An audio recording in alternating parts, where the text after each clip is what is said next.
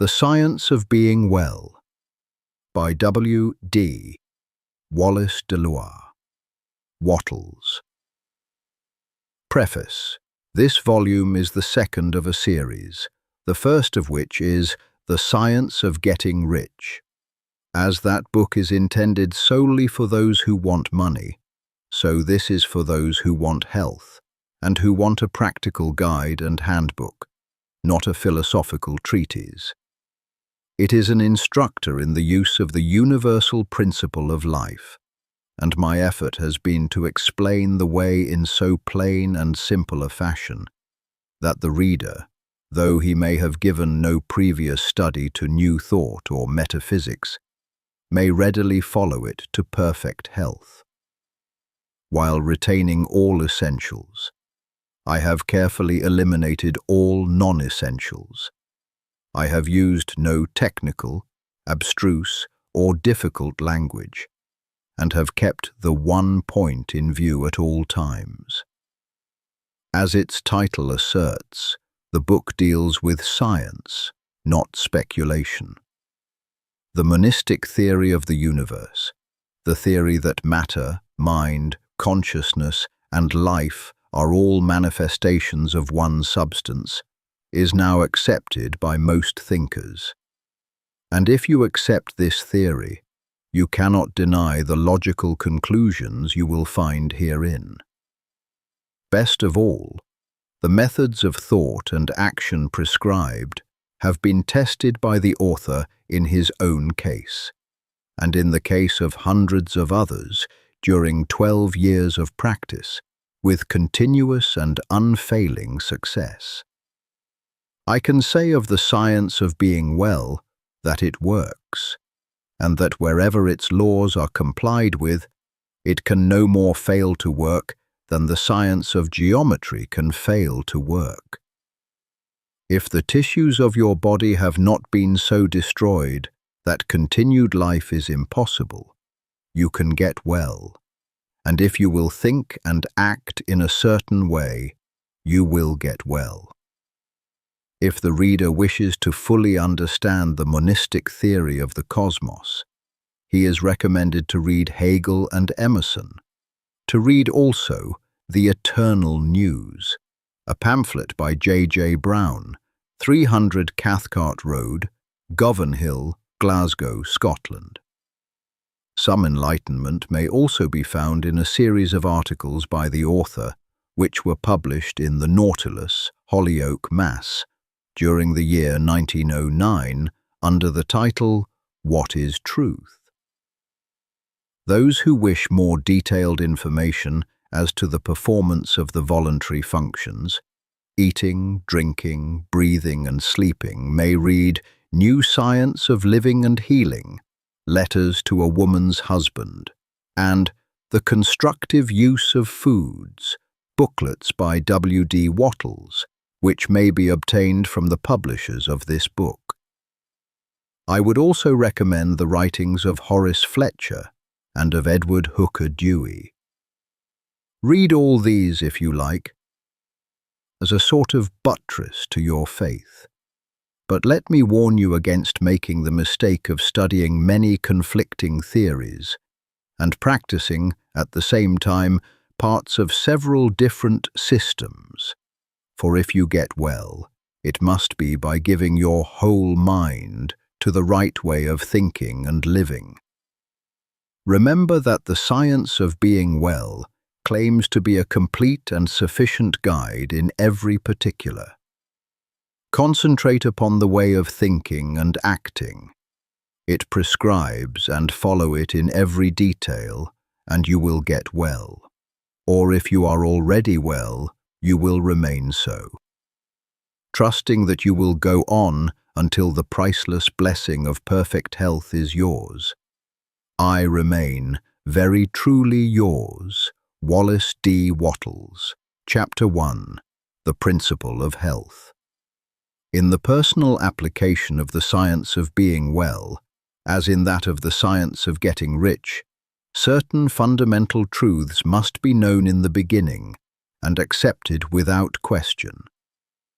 Some of these truths we state here, The perfectly natural performance of function constitutes health, and the perfectly natural performance of function results from the natural action of the principle of life.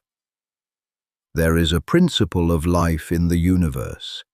It is the one living substance from which all things are made.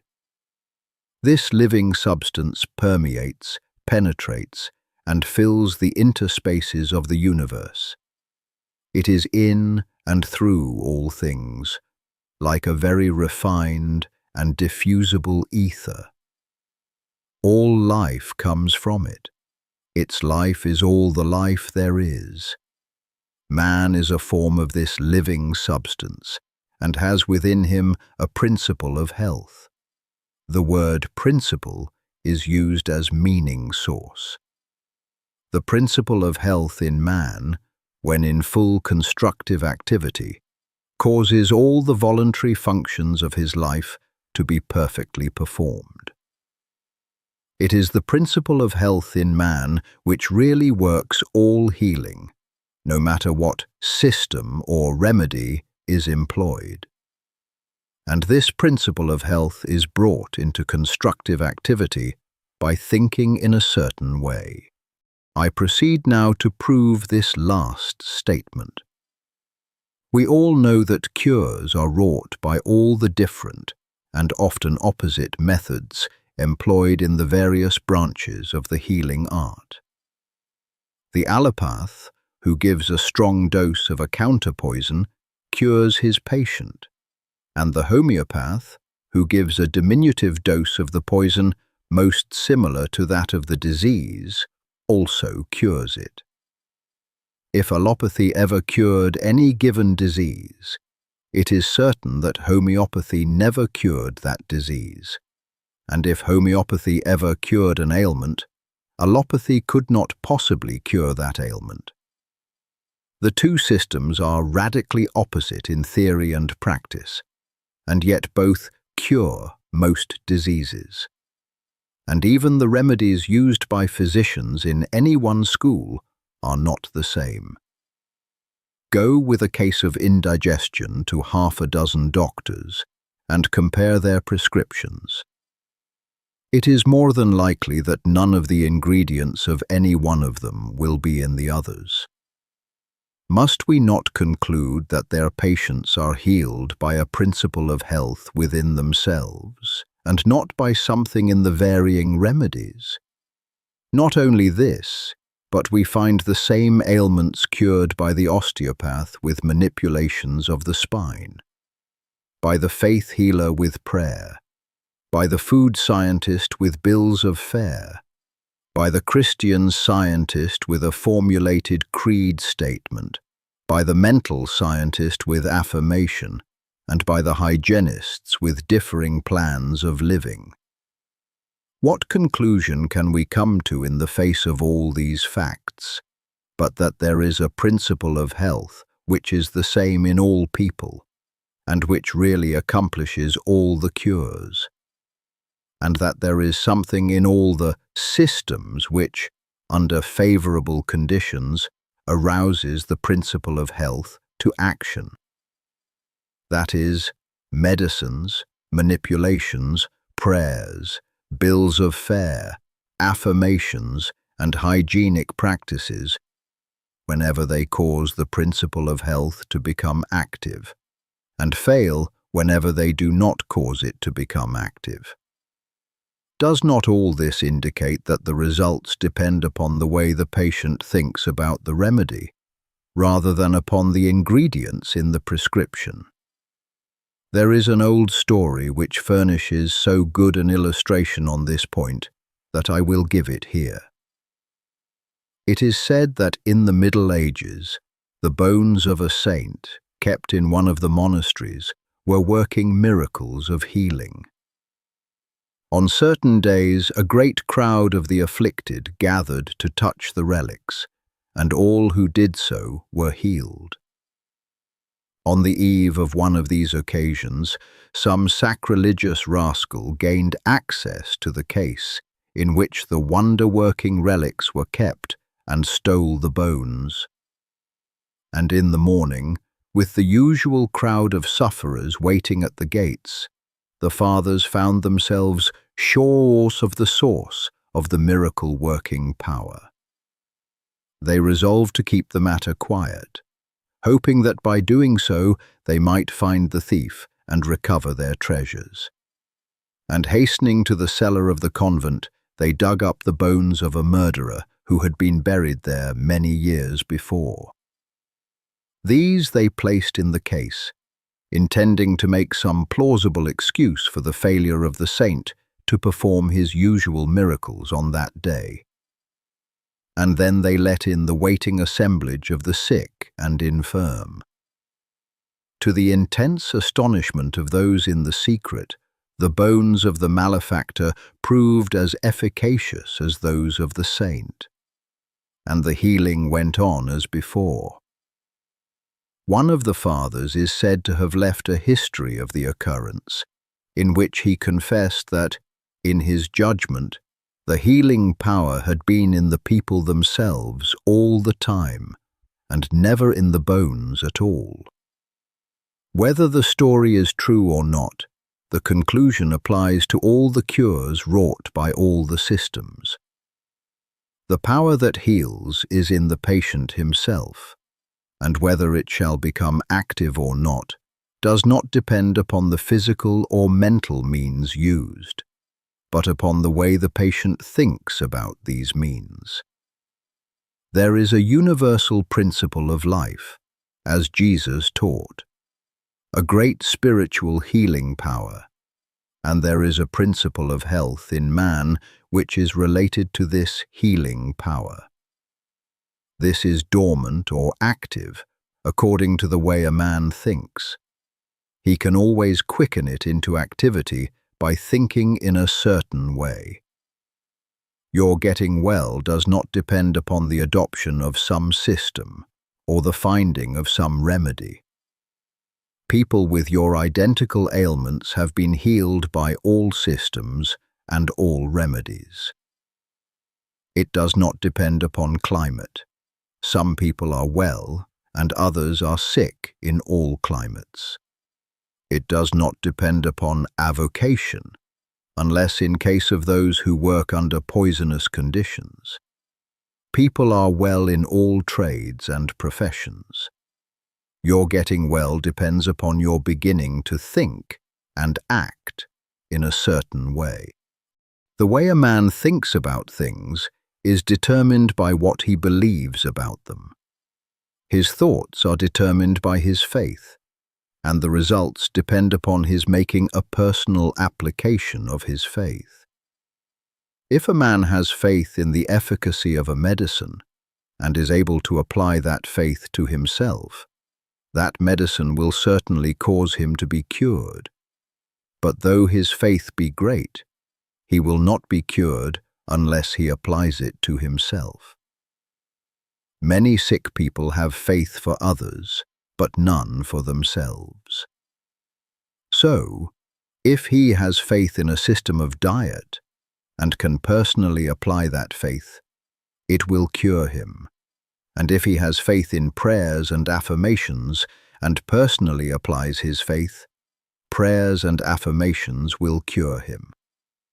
Faith personally applied cures, and no matter how great the faith or how persistent the thought, it will not cure without personal application. The science of being well, then, includes the two fields of thought and action. To be well, it is not enough that man should merely think in a certain way. He must apply his thought to himself, and he must express and externalize it in his outward life by acting in the same way that he thinks. Chapter 2. The Foundations of Faith. Before man can think in the certain way which will cause his diseases to be healed, he must believe in certain truths which are here stated. All things are made from one living substance, which, in its original state, permeates, penetrates, and fills the interspaces of the universe. while all visible things are made from it, yet this substance, in its first formless condition, is in and through all the visible forms that it has made. Its life is in all, and its intelligence is in all. This substance creates by thought, and its method is by taking the form of that which it thinks about. The thought of a form held by this substance causes it to assume that form. The thought of a motion causes it to institute that motion. Forms are created by this substance in moving itself into certain attitudes or positions. When original substance wishes to create a given form, it thinks of the motions which will produce that form. When it wishes to create a world, it thinks of the motions, perhaps extending through A's, which will result in its coming into the attitude and form of the world, and these motions are made. When it wishes to create an oak tree, it thinks of the sequences of movement, perhaps extending through ages, which will result in the form of an oak tree, and these motions are made. The particular sequences of motion by which differing forms should be produced were established in the beginning. They are changeless. Certain motions instituted in the formless substance will forever produce certain forms. Man's body is formed from the original substance, and is the result of certain motions, which first existed as thoughts of original substance.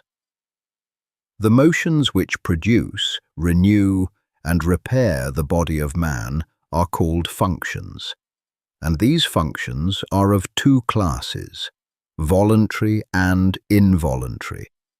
The involuntary functions are under the control of the principle of health in man, and are performed in a perfectly healthy manner so long as man thinks in a certain way. The voluntary functions of life are eating, drinking, breathing, and sleeping. These, entirely or in part, are under the direction of man's conscious mind, and he can perform them in a perfectly healthy way if he will. If he does not perform them in a healthy way, he cannot long be well. So we see that if man thinks in a certain way, and eats, drinks, breathes, and sleeps in a corresponding way, he will be well. The involuntary functions of man's life are under the direct control of the principle of health, and so long as man thinks in a perfectly healthy way, these functions are perfectly performed.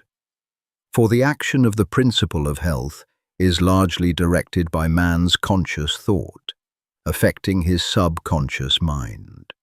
Man is a thinking center, capable of originating thought, and as he does not know everything, he makes mistakes and thinks error. Not knowing everything, he believes things to be true which are not true. Man holds in his thought the idea of diseased and abnormal functioning and conditions, and so perverts the action of the principle of health, causing diseased and abnormal functioning and conditions within his own body. In the original substance, there are held only the thoughts of perfect motion, perfect and healthy function, complete life. God never thinks disease or imperfection. But for countless ages, men have held thoughts of disease, abnormality, old age, and death. And the perverted functioning resulting from these thoughts has become a part of the inheritance of the race. Our ancestors have for many generations held imperfect ideas concerning human form and functioning. And we begin life with racial subconscious impressions of imperfection and disease.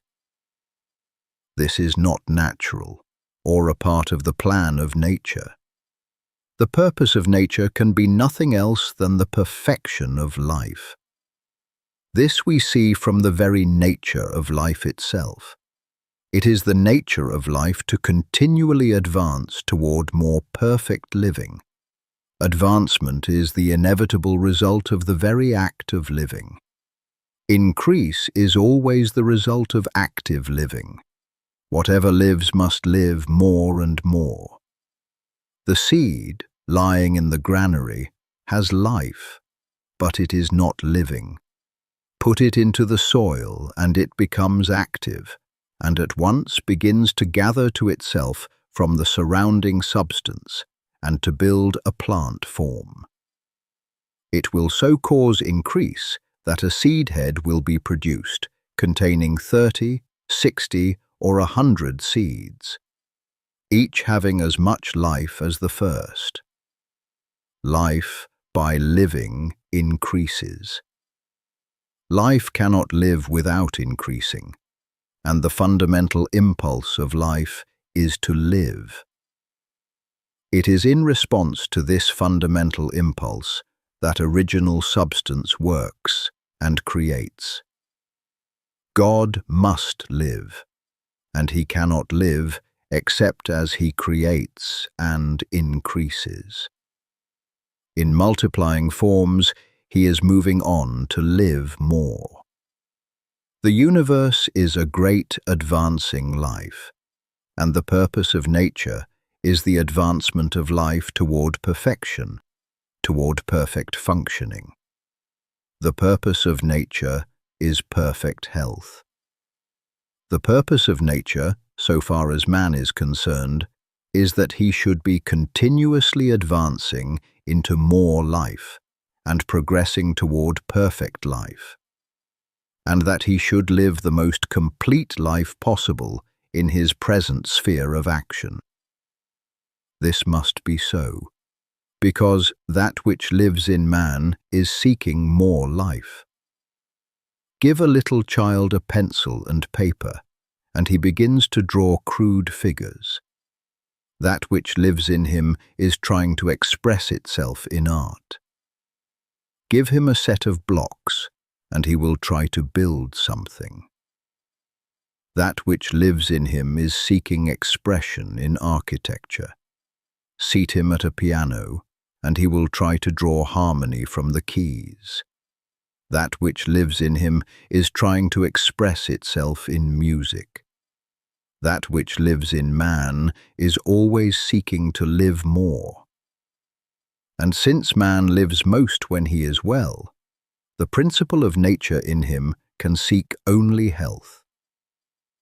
The natural state of man is a state of perfect health, and everything in him and in nature tends toward health. Sickness can have no place in the thought of original substance, for it is by its own nature continually impelled toward the fullest and most perfect life. Therefore, toward health. Man, as he exists in the thought of the formless substance, has perfect health. Disease, which is abnormal or perverted function, motion imperfectly made, or made in the direction of imperfect life, has no place in the thought of the thinking stuff. The Supreme Mind never thinks of disease. Disease was not created or ordained by God, or sent forth from him. It is wholly a product of separate consciousness, of the individual thought of man. God, the formless substance, does not see disease, think disease, know disease, or recognize disease. Disease is recognized only by the thought of man. God thinks nothing but health. From all the foregoing, we see that health is a fact, or truth, in the original substance from which we are all formed, and that disease is imperfect functioning, resulting from the imperfect thoughts of men, past and present. If man's thoughts of himself had always been those of perfect health, man could not possibly now be otherwise than perfectly healthy. Man in perfect health is the thought of original substance, and man in imperfect health is the result of his own failure to think perfect health, and to perform the voluntary functions of life in a healthy way. We will here arrange in a syllabus the basic truths of the science of being well. There is a thinking substance from which all things are made, and which, in its original state, permeates, penetrates, and fills the interspaces of the universe. It is the life of all. The thought of a form in this substance causes the form. The thought of a motion real produces the motion. In relation to man, the thoughts of this substance are always of perfect functioning and perfect health. Man is a thinking center, capable of original thought, and his thought has power over his own functioning. By thinking imperfect thoughts, he has caused imperfect and perverted functioning, and by performing the voluntary functions of life in a perverted manner, he has assisted in causing disease. If man will think only thoughts of perfect health, he can cause within himself the functioning of perfect health. All the power of life will be exerted to assist him. But this healthy functioning will not continue unless man performs the external or voluntary functions of living in a healthy manner. Man's first step must be to learn how to think perfect health, and his second step to learn how to eat, drink, breathe, and sleep in a perfectly healthy way. If man takes these two steps, he will certainly become well, and remain so. Chapter 3. Life and its Organisms. The human body is the abiding place of an energy which renews it when worn, which eliminates waste or poisonous matter, and which repairs the body when broken or injured. This energy we call life. Life is not generated or produced within the body. It produces the body. The seed which has been kept in the storehouse for years will grow when planted in the soil. It will produce a plant. But the life in the plant is not generated by its growing. It is the life which makes the plant grow. The performance of function does not cause life. It is life which causes function to be performed. Life is first, function afterward. It is life which distinguishes organic from inorganic matter, but it is not produced after the organization of matter. Life is the principle or force which causes organization. It builds organisms. It is a principle or force inherent in original substance. All life is one.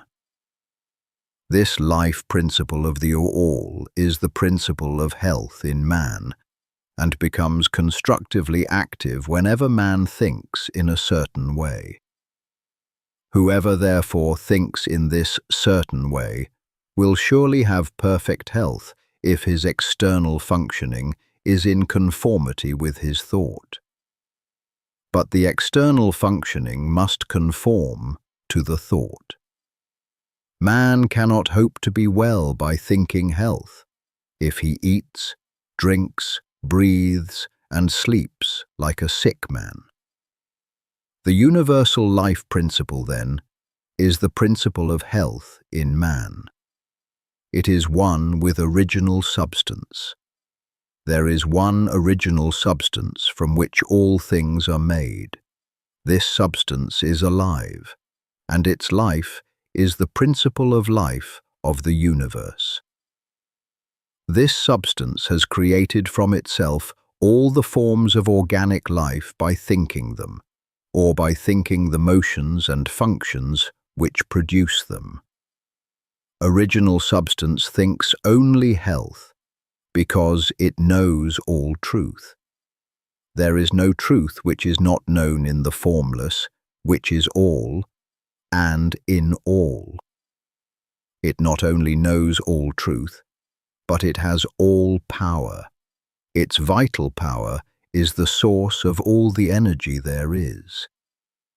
A conscious life which knows all truth and which has all power cannot go wrong or function imperfectly.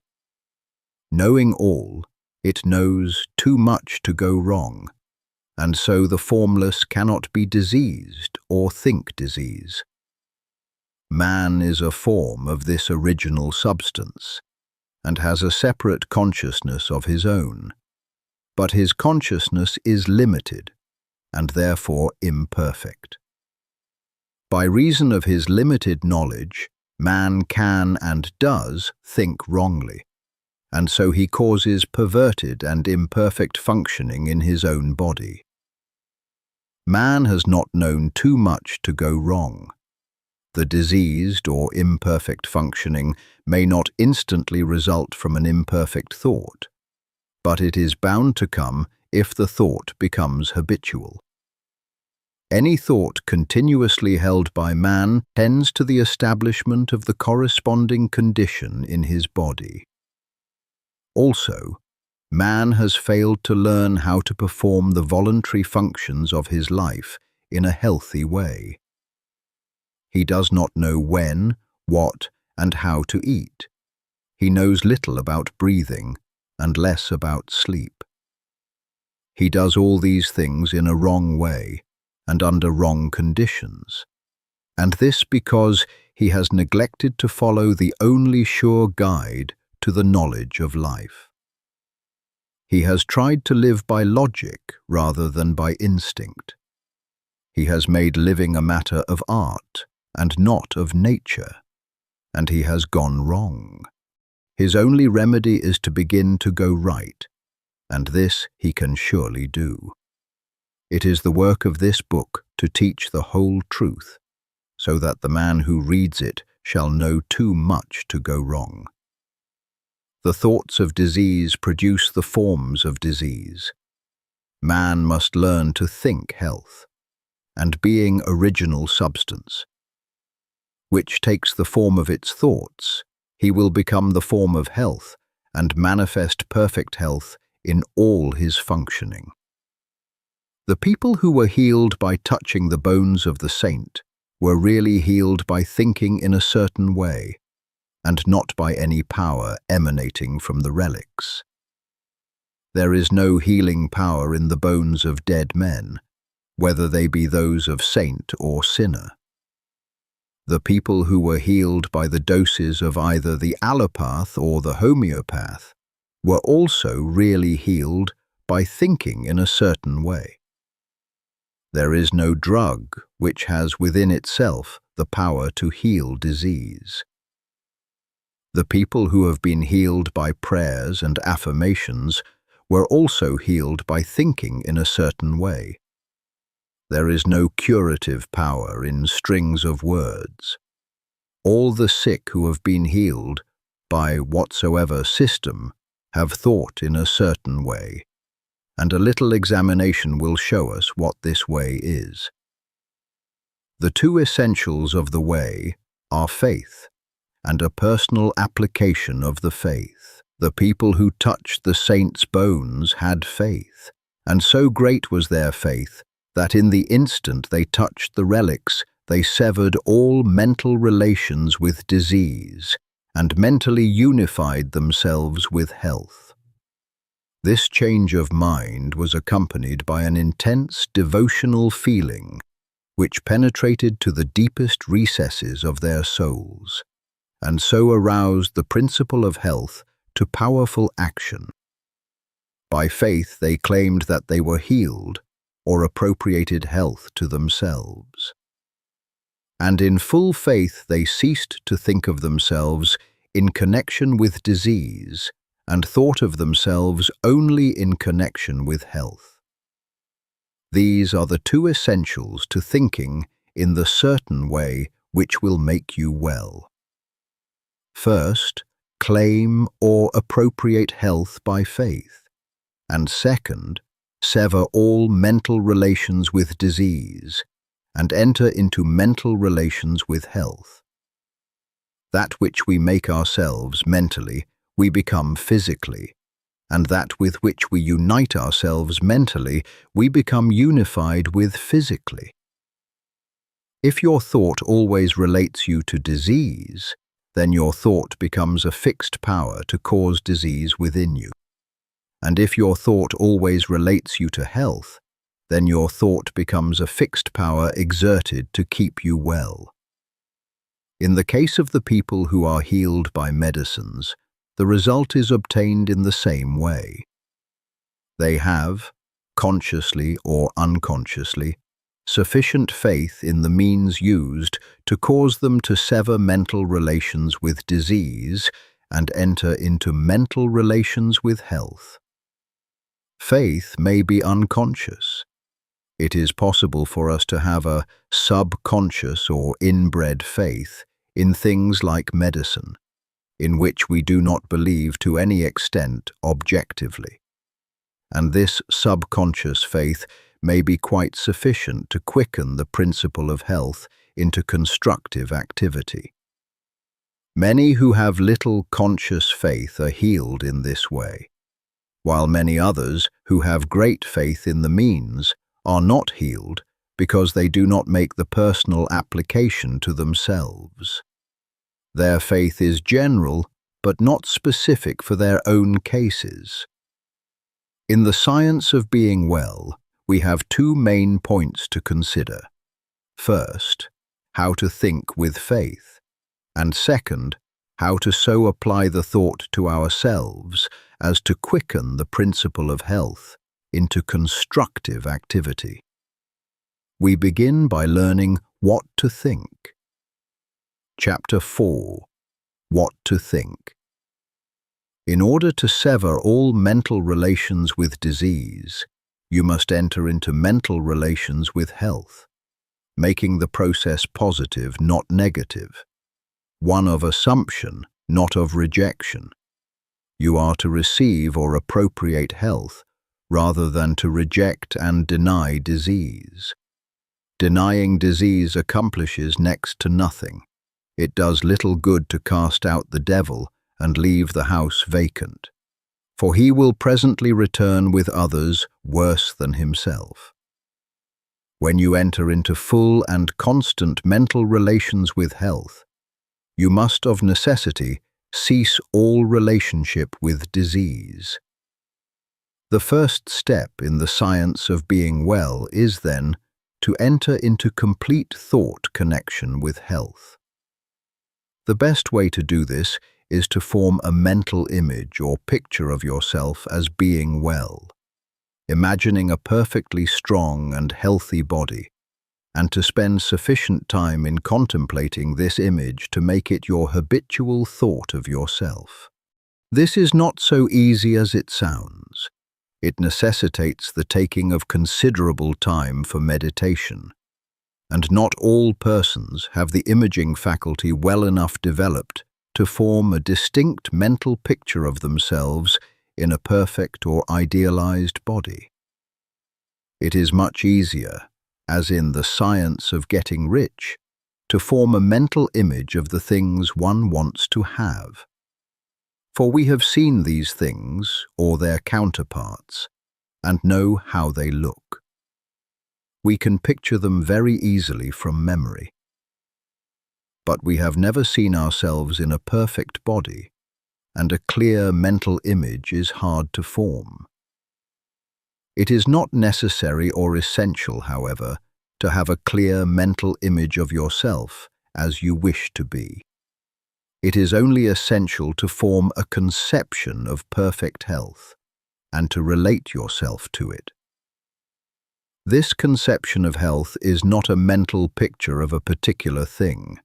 It is an understanding of health, and carries with it the idea of perfect functioning in every part and organ.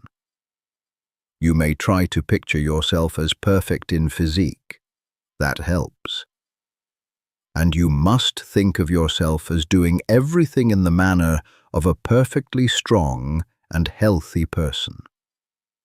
You can picture yourself as walking down the street with an erect body and a vigorous stride.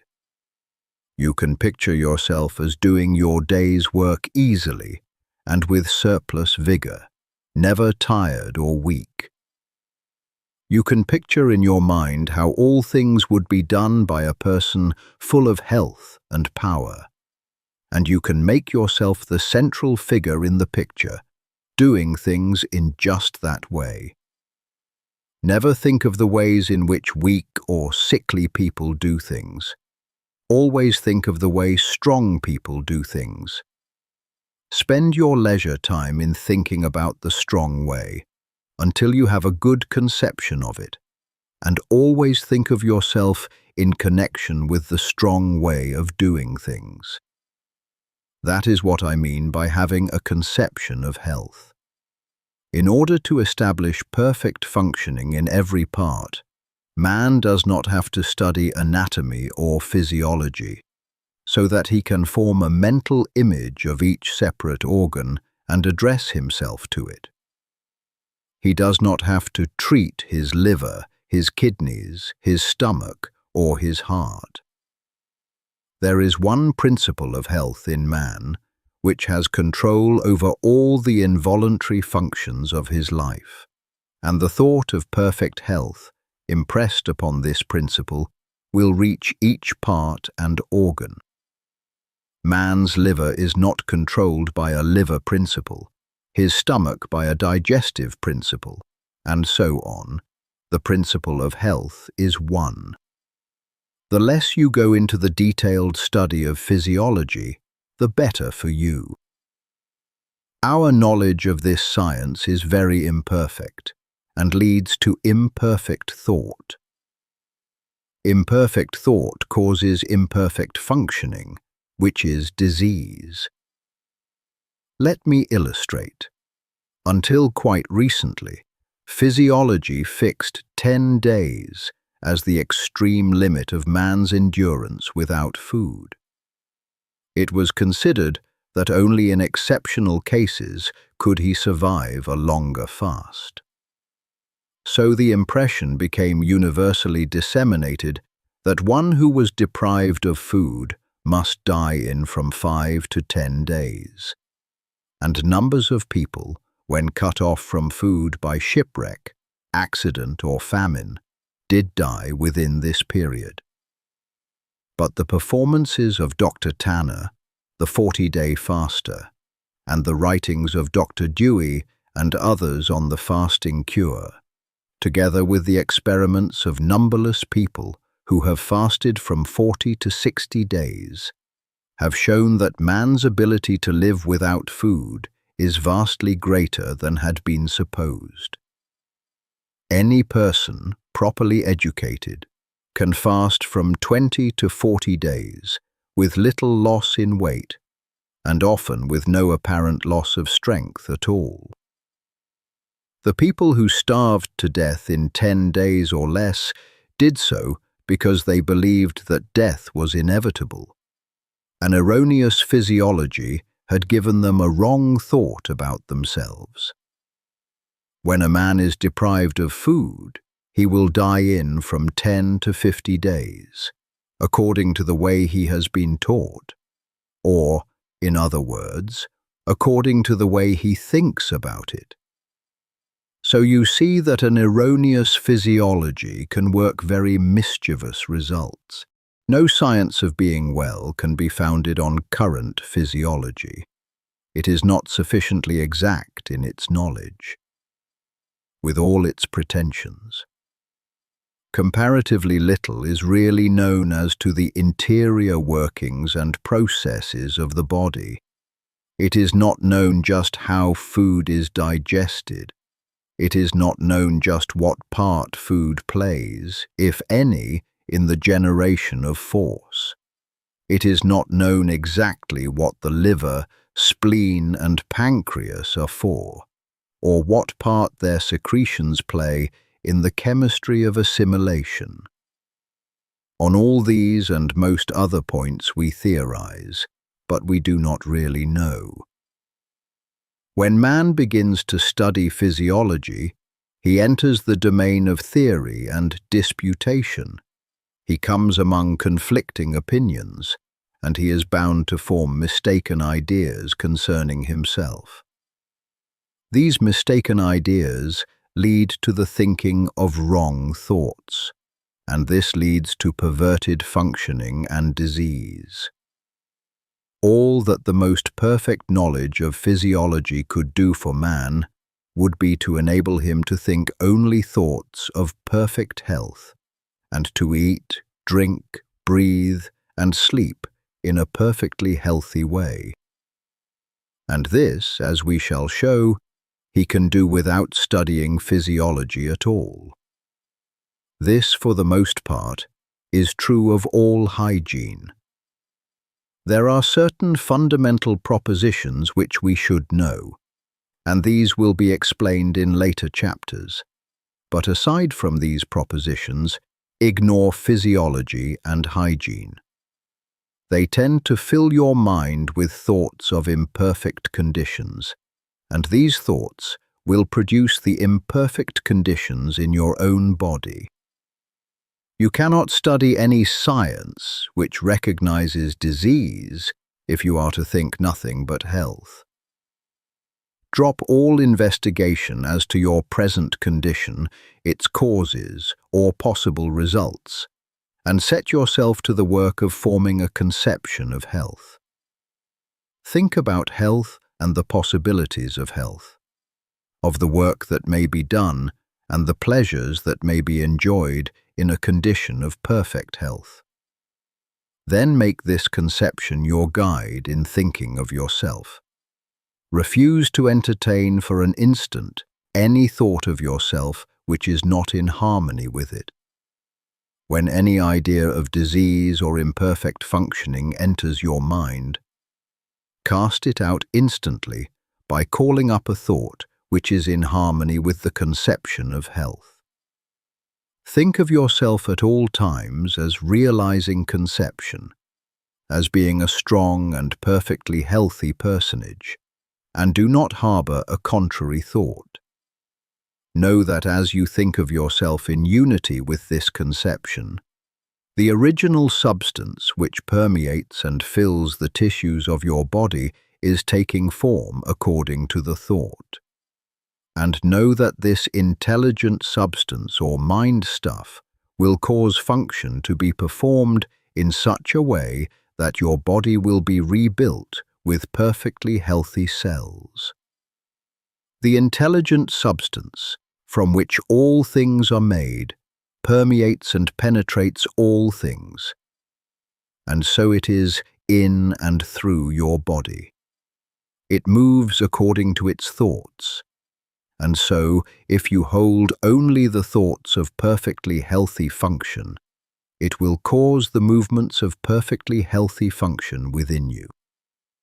Hold with persistence to the thought of perfect health in relation to yourself. Do not permit yourself to think in any other way. Hold this thought with perfect faith that it is the fact, the truth. It is the truth so far as your mental body is concerned. You have a mind body and a physical body. The mind body takes form just as you think of yourself, and any thought which you hold continuously is made visible by the transformation of the physical body into its image. Implanting the thought of perfect functioning in the mind body will, in due time, cause perfect functioning in the physical body. The transformation of the physical body into the image of the ideal, held by the mind body, is not accomplished instantaneously. We cannot transfigure our physical bodies at will, as Jesus did. In the creation and recreation of forms, Substance moves along the fixed lines of growth it has established, and the impression upon it of the health thought causes the healthy body to be built cell by cell. Holding only thoughts of perfect health will ultimately cause perfect functioning, and perfect functioning will in due time produce a perfectly healthy body. It may be as well to condense this chapter into a syllabus. Your physical body is permeated and fitted with an intelligent substance, which forms a body of mind stuff. This mind stuff controls the functioning of your physical body. A thought of disease or of imperfect function, impressed upon the mind stuff, causes disease or imperfect functioning in the physical body. If you are diseased, it is because wrong thoughts have made impressions on this mind stuff. These may have been either your own thoughts or those of your parents. We begin life with many subconscious impressions, both right and wrong. But the natural tendency of all mind is toward health, and if no thoughts are held in the conscious mind save those of health, all internal functioning will come to be performed in a perfectly healthy manner. The power of nature within you is sufficient to overcome all hereditary impressions. And if you will learn to control your thoughts, so that you shall think only those of health, and if you will perform the voluntary functions of life in a perfectly healthy way, you can certainly be well. Chapter 5. Faith. The principle of health is moved by faith. Nothing else can call it into action, and only faith can enable you to relate yourself to health and sever your relation with disease in your thoughts. You will continue to think of disease unless you have faith in health. If you do not have faith, you will doubt. If you doubt, you will fear. And if you fear, you will relate yourself in mind to that which you fear. If you fear disease, you will think of yourself in connection with disease. And that will produce within yourself the form and motions of disease. Just as original substance creates from itself the forms of its thoughts, so your mind-body, which is original substance, takes the form and motion of whatever you think about. If you fear disease, dread disease, have doubts about your safety from disease, or if you even contemplate disease, you will connect yourself with it and create its forms and motions within you. Let me enlarge somewhat upon this point. The potency or creative power of a thought is given to it by the faith that is in it. Thoughts which contain no faith create no forms. The formless substance, which knows all truth and therefore thinks only truth, has perfect faith in every thought, because it thinks only truth, and so all its thoughts create. But if you will imagine a thought in formless substance, in which there was no faith, you will see that such a thought could not cause the substance to move or take form. Keep in mind the fact that only those thoughts which are conceived in faith have creative energy. Only those thoughts which have faith with them are able to change function or to quicken the principle of health into activity. If you do not have faith in health, you will certainly have faith in disease. If you do not have faith in health, it will do you no good to think about health, for your thoughts will have no potency and will cause no change for the better in your conditions. If you do not have faith in health, I repeat, you will have faith in disease. And if, under such conditions, you think about health for 10 hours a day and think about disease for only a few minutes, The disease thought will control your condition because it will have the potency of faith, while the health thought will not. Your mind-body will take on the form and motions of disease and retain them, because your health thought will not have sufficient dynamic force to change form or motion. In order to practice the science of being well, you must have complete faith in health. Faith begins in belief, and we now come to the question, what must you believe in order to have faith in health? You must believe that there is more health power than disease power in both yourself and your environment. And you cannot help believing this if you consider the facts. These are the facts.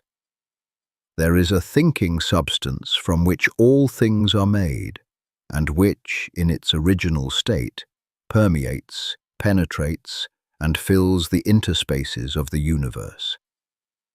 The thought of a form in this substance produces the form. The thought of a motion institutes the motion. In relation to man, the thoughts of original substance are always of perfect health and perfect functioning. This substance, within and without man, always exerts its power toward health. Man is a thinking center, capable of original thought. He has a mind-body of original substance permeating a physical body, and the functioning of his physical body is determined by the faith of his mind-body. If man thinks with faith of the functioning of health, he will cause his internal functions to be performed in a healthy manner, provided that he performs the external functions in a corresponding manner. But if man thinks, with faith, of disease or of the power of disease, he will cause his internal functioning to be the functioning of disease. The original intelligent substance is in man moving toward health, and it is pressing upon him from every side. Man lives, moves, and has his being in a limitless ocean of health power, and he uses this power according to his faith. If he appropriates it and applies it to himself, it is all his, and if he unifies himself with it by unquestioning faith, he cannot fail to attain health, for the power of this substance is all the power there is. A belief in the above statements is a foundation for faith in health.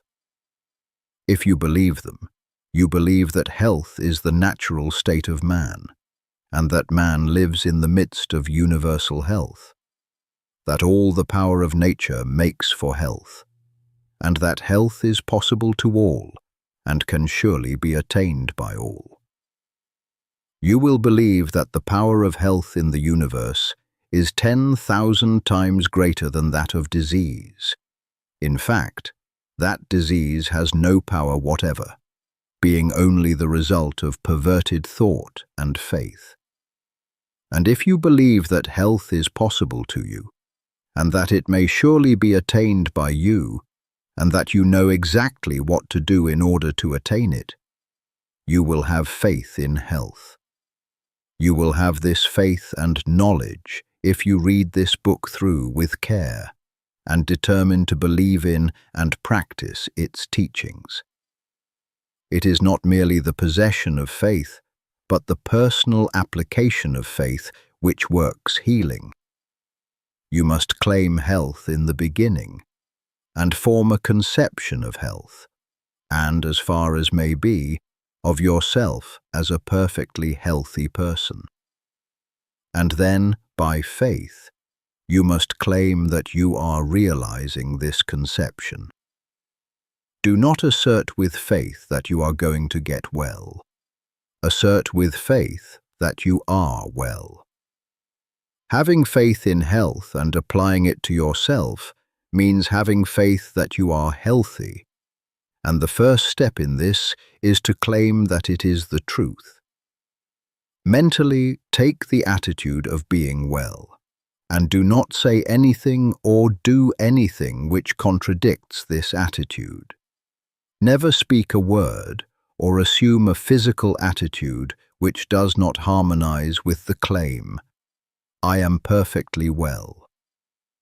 When you walk, go with a brisk step, and with your chest thrown out and your head held up.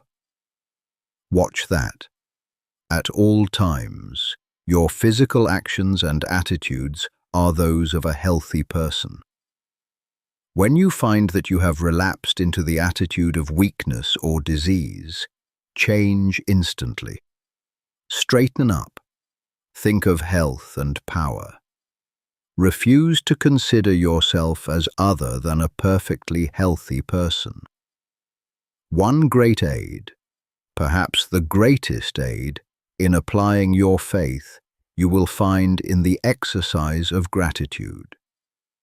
Whenever you think of yourself or of your advancing condition, give thanks to the great intelligent substance for the perfect health you are enjoying. Remember that, as Swedenborg taught, there is a continual inflow of life from the Supreme, which is received by all created things according to their forms, and by man according to his faith. Health from God is continually being urged upon you, and when you think of this, lift up your mind reverently to Him, and give thanks that you have been led to the truth and into perfect health of mind and body. Be all the time in a grateful frame of mind, and let gratitude be evident in your speech. Gratitude will help you to own and control your own field of thought. Whenever the thought of disease is presented to you, instantly claim health and thank God for the perfect health you have. Do this so that there shall be no room in your mind for a thought of ill. Every thought connected in any way with ill health is unwelcome, and you can close the door of your mind in its face by asserting that you are well, and by reverently thanking God that it is so. Soon the old thoughts will return no more. Gratitude has a twofold effect. It strengthens your own faith, and it brings you into close and harmonious relations with the Supreme. You believe that there is one intelligent substance from which all life and all power come. You believe that you receive your own life from this substance, and you relate yourself closely to it by feeling continuous gratitude. It is easy to see that the more closely you relate yourself to the source of life, the more readily you may receive life from it. And it is easy also to see that your relation to it is a matter of mental attitude. We cannot come into physical relationship with God, for God is mind stuff, and we also are mind stuff. Our relation with Him must therefore be a mind relation. It is plain, then, that the man who feels deep and hearty gratitude will live in closer touch with God than the man who never looks up to Him in thankfulness. The ungrateful or unthankful mind really denies that it receives at all, and so cuts its connection with the Supreme. The grateful mind is always looking toward the Supreme, and is always open to receive from it, and it will receive continually. The principle of health in man receives its vital power from the principle of life in the universe, and man relates himself to the principle of life by faith in health, and by gratitude for the health he receives. Man may cultivate both faith and gratitude by the proper use of his will. Chapter 6. Use of the Will. In the practice of the science of being well, the will is not used to compel yourself to go when you are not really able to go, or to do things when you are not physically strong enough to do them. You do not direct your will upon your physical body or try to compel the proper performance of internal function by willpower. You direct the will upon the mind and use it in determining what you shall believe, what you shall think, and to what you shall give your attention. The will should never be used upon any person or thing external to you, and it should never be used upon your own body. The sole legitimate use of the will is in determining to what you shall give your attention, and what you shall think about the things to which your attention is given. All belief begins in the will to believe. You cannot always and instantly believe what you will to believe, but you can always will to believe what you want to believe. You want to believe truth about health, and you can will to do so. The statements you have been reading in this book are the truth about health, and you can will to believe them. This must be your first step toward getting well. These are the statements you must will to believe. That there is a thinking substance from which all things are made, and that man receives the principle of health, which is his life, from this substance. That man himself is thinking substance, a mind body permeating a physical body, and that as man's thoughts are, so will the functioning of his physical body be. That if man will think only thoughts of perfect health, he must and will cause the internal and involuntary functioning of his body to be the functioning of health, provided that his external and voluntary functioning and attitude are in accordance with his thoughts. When you will to believe these statements, you must also begin to act upon them. You cannot long retain a belief unless you act upon it. You cannot increase a belief until it becomes faith, unless you act upon it. And you certainly cannot expect to reap benefits in any way from a belief so long as you act as if the opposite were true. You cannot long have faith in health if you continue to act like a sick person.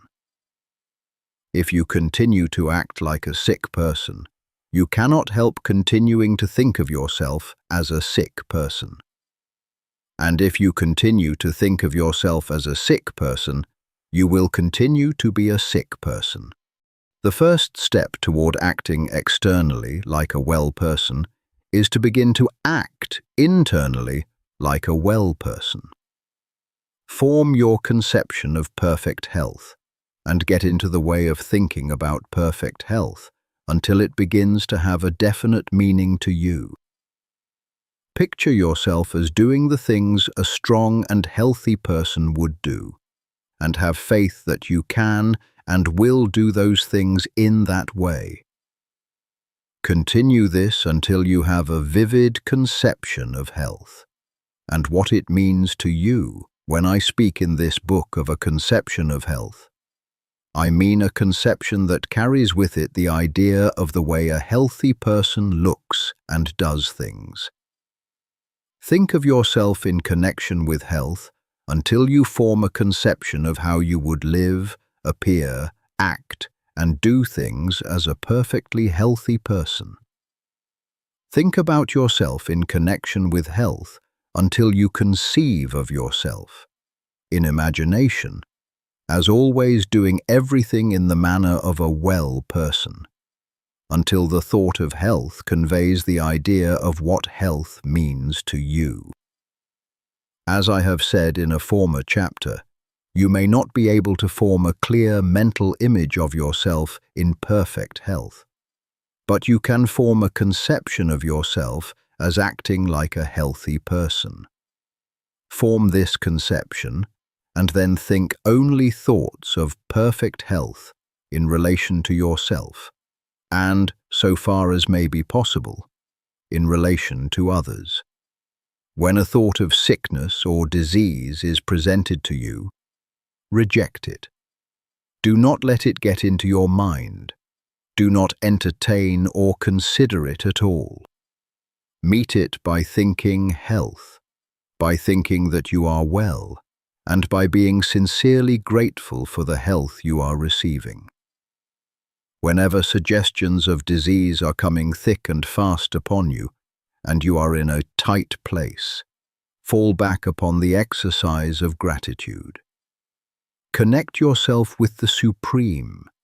Give thanks to God for the perfect health He gives you, and you will soon find yourself able to control your thoughts and to think what you want to think. In times of doubt, trial, and temptation, the exercise of gratitude is always a sheet anchor which will prevent you from being swept away. Remember that the great essential thing is to sever all mental relations with disease and to enter into full mental relationship with health. This is the key to all mental healing. It is the whole thing. Here we see the secret of the great success of Christian Science. More than any other formulated system of practice, it insists that its converts shall sever relations with disease and relate themselves fully with health. The healing power of Christian Science is not in its theological formulae, nor in its denial of matter, but in the fact that it induces the sick to ignore disease as an unreal thing and accept health by faith as a reality. Its failures are made because its practitioners, while thinking in the certain way, do not eat, drink, breathe, and sleep in the same way. While there is no healing power in the repetition of strings of words, yet it is a very convenient thing to have the central thoughts so formulated that you can repeat them readily, so that you can use them as affirmations whenever you are surrounded by an environment which gives you adverse suggestions. When those around you begin to talk of sickness and death, close your ears and mentally assert something like the following: There is one substance, and I am that substance. That substance is eternal, and it is life. I am that substance, and I am eternal life. That substance knows no disease. I am that substance, and I am health. Exercise your willpower in choosing only those thoughts which are thoughts of health, and arrange your environment so that it shall suggest thoughts of health. Do not have about you books, pictures, or other things which suggest death, disease, deformity, weakness, or age. Have only those which convey the ideas of health, power, joy, vitality, and youth. When you are confronted with a book or anything else which suggests disease, do not give it your attention. Think of your conception of health and your gratitude, and affirm as above. Use your willpower to fix your attention upon thoughts of health. In a future chapter, I shall touch upon this point again. What I wish to make plain here is that you must think only health, recognize only health, and give your attention only to health, and that you must control thought, recognition, and attention by the use of your will. Do not try to use your will to compel the healthy performance of function within you. The principle of health will attend to that, if you give your attention only to thoughts of health. Do not try to exert your will upon the formless to compel it to give you more vitality or power. It is already placing all the power there is at your service. You do not have to use your will to conquer adverse conditions, or to subdue unfriendly forces. There are no unfriendly forces. There is only one force, and that force is friendly to you. It is a force which makes for health. Everything in the universe wants you to be well. You have absolutely nothing to overcome but your own habit of thinking in a certain way about disease, and you can do this only by forming a habit of thinking in another certain way about health. Man can cause all the internal functions of his body to be performed in a perfectly healthy manner by continuously thinking in a certain way, and by performing the external functions in a certain way. He can think in this certain way by controlling his attention, and he can control his attention by the use of his will. He can decide what things he will think about. Chapter 7. Health from God. I will give a chapter here to explaining how man may receive health from the Supreme. By the Supreme I mean the thinking substance from which all things are made, and which is in all and through all, seeking more complete expression and fuller life. This intelligent substance, in a perfectly fluid state, permeates and penetrates all things, and is in touch with all minds. It is the source of all energy and power, and constitutes the inflow of life which Swedenborg saw, vitalizing all things. It is working to one definite end, and for the fulfillment of one purpose, and that purpose is the advancement of life toward the complete expression of mind. When man harmonizes himself with this intelligence, it can and will give him health and wisdom. When man holds steadily to the purpose to live more abundantly, he comes into harmony with this supreme intelligence. The purpose of the supreme intelligence is the most abundant life for all. The purpose of this supreme intelligence for you is that you should live more abundantly. If, then, your own purpose is to live more abundantly, you are unified with the Supreme. You are working with it, and it must work with you. But as the Supreme Intelligence is in all, if you harmonize with it, you must harmonize with all, and you must desire more abundant life for all as well as for yourself. Two great benefits come to you from being in harmony with the Supreme Intelligence. First, you will receive wisdom. By wisdom, I do not mean knowledge of facts, so much as ability to perceive and understand facts, and to judge soundly and act rightly in all matters relating to life. Wisdom is the power to perceive truth, and the ability to make the best use of the knowledge of truth. It is the power to perceive at once the best end to aim at, and the means best adapted to attain that end. With wisdom comes poise, and the power to think rightly, to control and guide your thoughts, and to avoid the difficulties which come from wrong thinking. With wisdom, you will be able to select the right courses for your particular needs, and to so govern yourself in all ways as to secure the best results. You will know how to do what you want to do.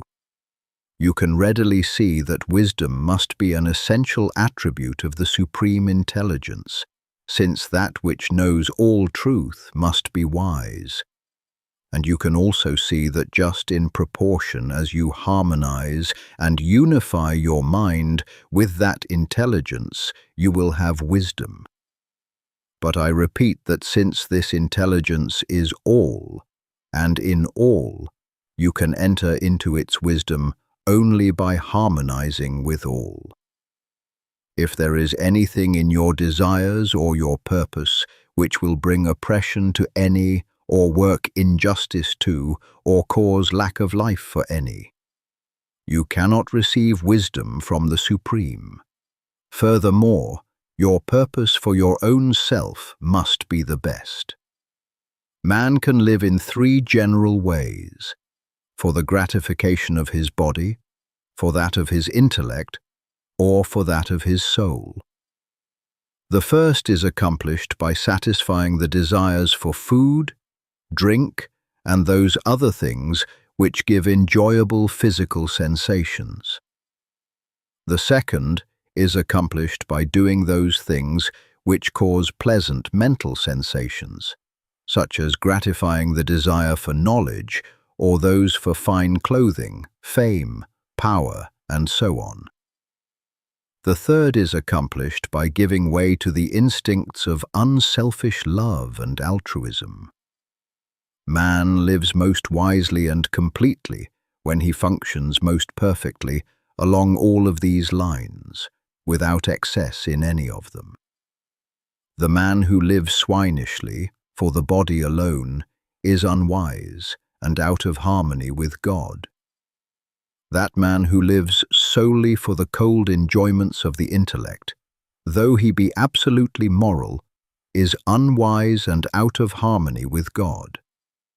And the man who lives wholly for the practice of altruism, and who throws himself away for others, is as unwise and as far from harmony with God as those who go to excess in other ways.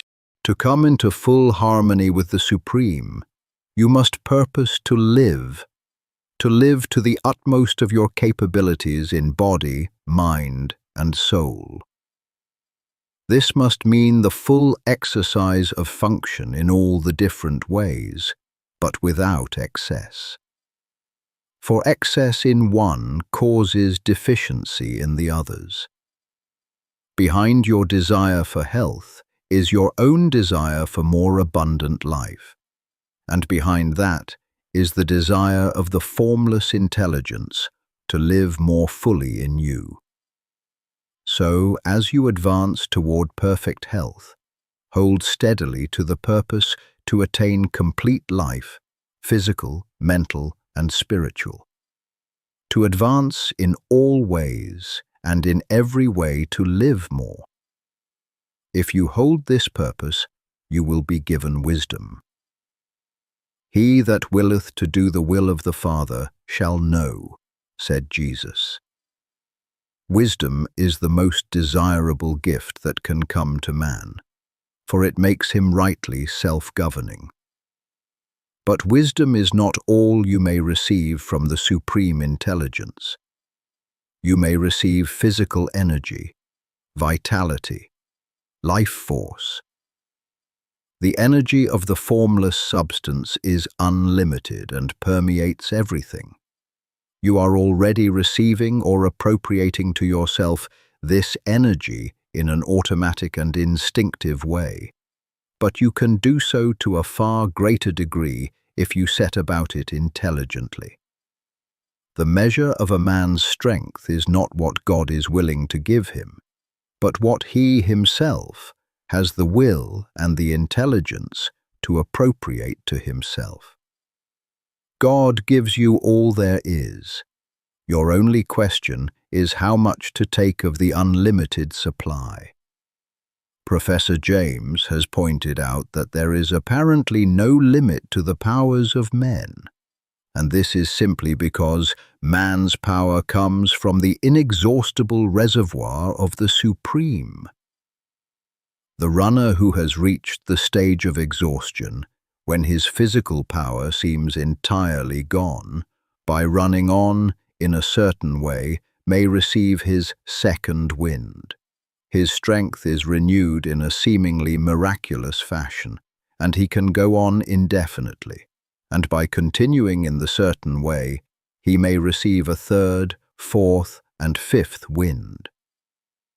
We do not know where the limit is, or how far it may be possible to extend it. The conditions are that the runner must have absolute faith that the strength will come, that he must think steadily of strength, and have perfect confidence that he has it, and that he must continue to run on. If he admits a doubt into his mind, he falls exhausted, and if he stops running to wait for the accession of strength, it will never come. His faith in strength, his faith that he can keep on running, his unwavering purpose to keep on running, and his action in keeping on seem to connect him to the source of energy in such a way as to bring him a new supply. In a very similar manner, the sick person who has unquestioning faith in health, whose purpose brings him into harmony with the source, and who performs the voluntary functions of life in a certain way, will receive vital energy sufficient for all his needs and for the healing of all his diseases.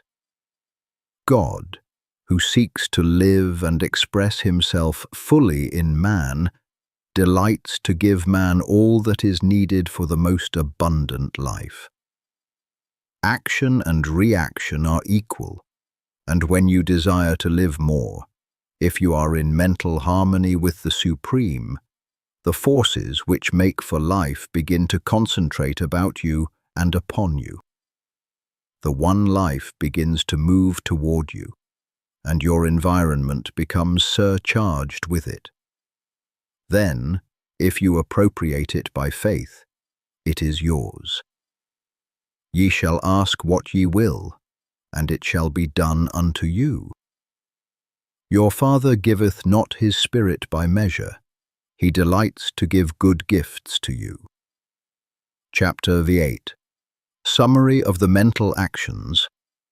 Let me now summarize the mental actions and attitudes necessary to the practice of the science of being well. First, you believe that there is a thinking substance, from which all things are made, and which, in its original state, permeates, penetrates, and fills the interspaces of the universe. This substance is the life of all, and is seeking to express more life in all. It is the principle of life of the universe, and the principle of health in man. Man is a form of this substance, and draws his vitality from it. He is a mind-body of original substance, permeating a physical body, and the thoughts of his mind. Body control the functioning of his physical body. If man thinks no thoughts save those of perfect health, the functions of his physical body will be performed in a manner of perfect health. If you would consciously relate yourself to the all-health, your purpose must be to live fully on every plane of your being. You must want all that there is in life for body, mind, and soul, and this will bring you into harmony with all the life there is. The person who is in conscious and intelligent harmony with all will receive a continuous inflow of vital power from the Supreme Life. And this inflow is prevented by angry, selfish, or antagonistic mental attitudes. If you are against any part, you have severed relations with all. You will receive life, but only instinctively and automatically, not intelligently and purposefully. You can see that if you are mentally antagonistic to any part, you cannot be in complete harmony with the whole. Therefore, as Jesus directed, be reconciled to everybody and everything before you offer worship. Want for everybody all that you want for yourself. The reader is recommended to read what we have said in a former work, The Science of Getting Rich, concerning the competitive mind and the creative mind. It is very doubtful whether one who has lost health can completely regain it so long as he remains in the competitive mind. Being on the creative or goodwill plane in mind, the next step is to form a conception of yourself as in perfect health, and to hold no thoughts which are not in full harmony with this conception. Have faith that if you think only thoughts of health, you will establish in your physical body the functioning of health, and use your will to determine that you will think only thoughts of health. Never think of yourself as sick or as likely to be sick. Never think of sickness in connection with yourself at all. And as far as may be, shut out of your mind all thoughts of sickness in connection with others.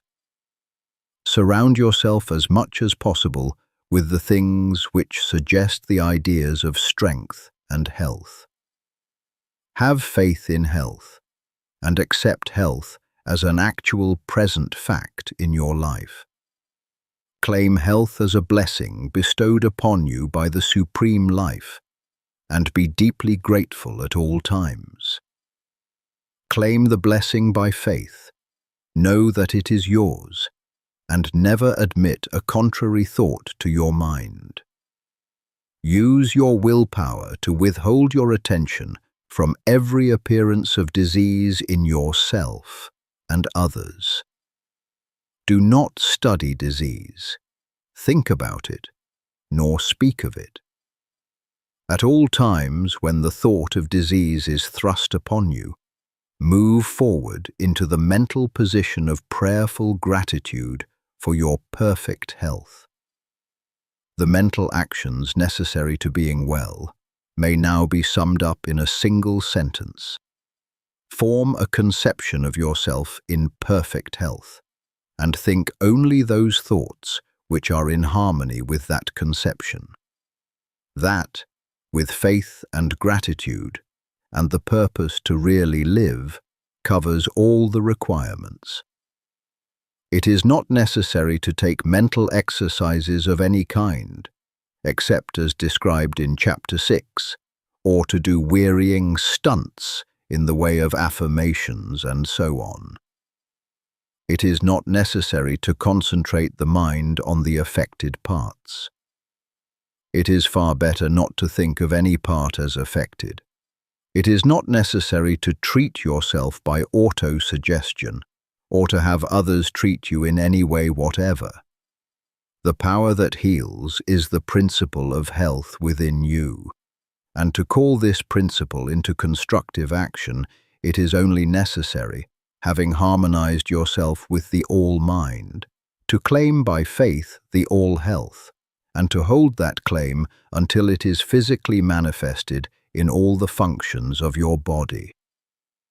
In order to hold this mental attitude of faith, gratitude, and health, however, your external acts must be only those of health. You cannot long hold the internal attitude of a well person if you continue to perform the external acts of a sick person. It is essential not only that your every thought should be a thought of health, but that your every act should be an act of health, performed in a healthy manner. If you will make every thought a thought of health, and every conscious act an act of health, it must infallibly follow that every internal and unconscious function shall come to be healthy. For all the power of life is being continually exerted toward health. We shall next consider how you may make every act an act of health. Chapter 9. When to eat. You cannot build and maintain a perfectly healthy body by mental action alone, or by the performance of the unconscious or involuntary functions alone. There are certain actions, more or less voluntary, which have a direct and immediate relation with the continuance of life itself. These are eating, drinking, breathing, and sleeping. No matter what man's thought or mental attitude may be, he cannot live unless he eats, drinks, breathes, and sleeps. And, moreover, he cannot be well if he eats, drinks, breathes, and sleeps in an unnatural or wrong manner. It is therefore vitally important that you should learn the right way to perform these voluntary functions, and I shall proceed to show you this way, beginning with the matter of eating, which is most important. There has been a vast amount of controversy as to when to eat, what to eat, how to eat, and how much to eat. And all this controversy is unnecessary, for the right way is very easy to find. You have only to consider the law which governs all attainment, whether of health, wealth, power, or happiness. And that law is that you must do what you can do now, where you are now. Do every separate act in the most perfect manner possible, and put the power of faith into every action.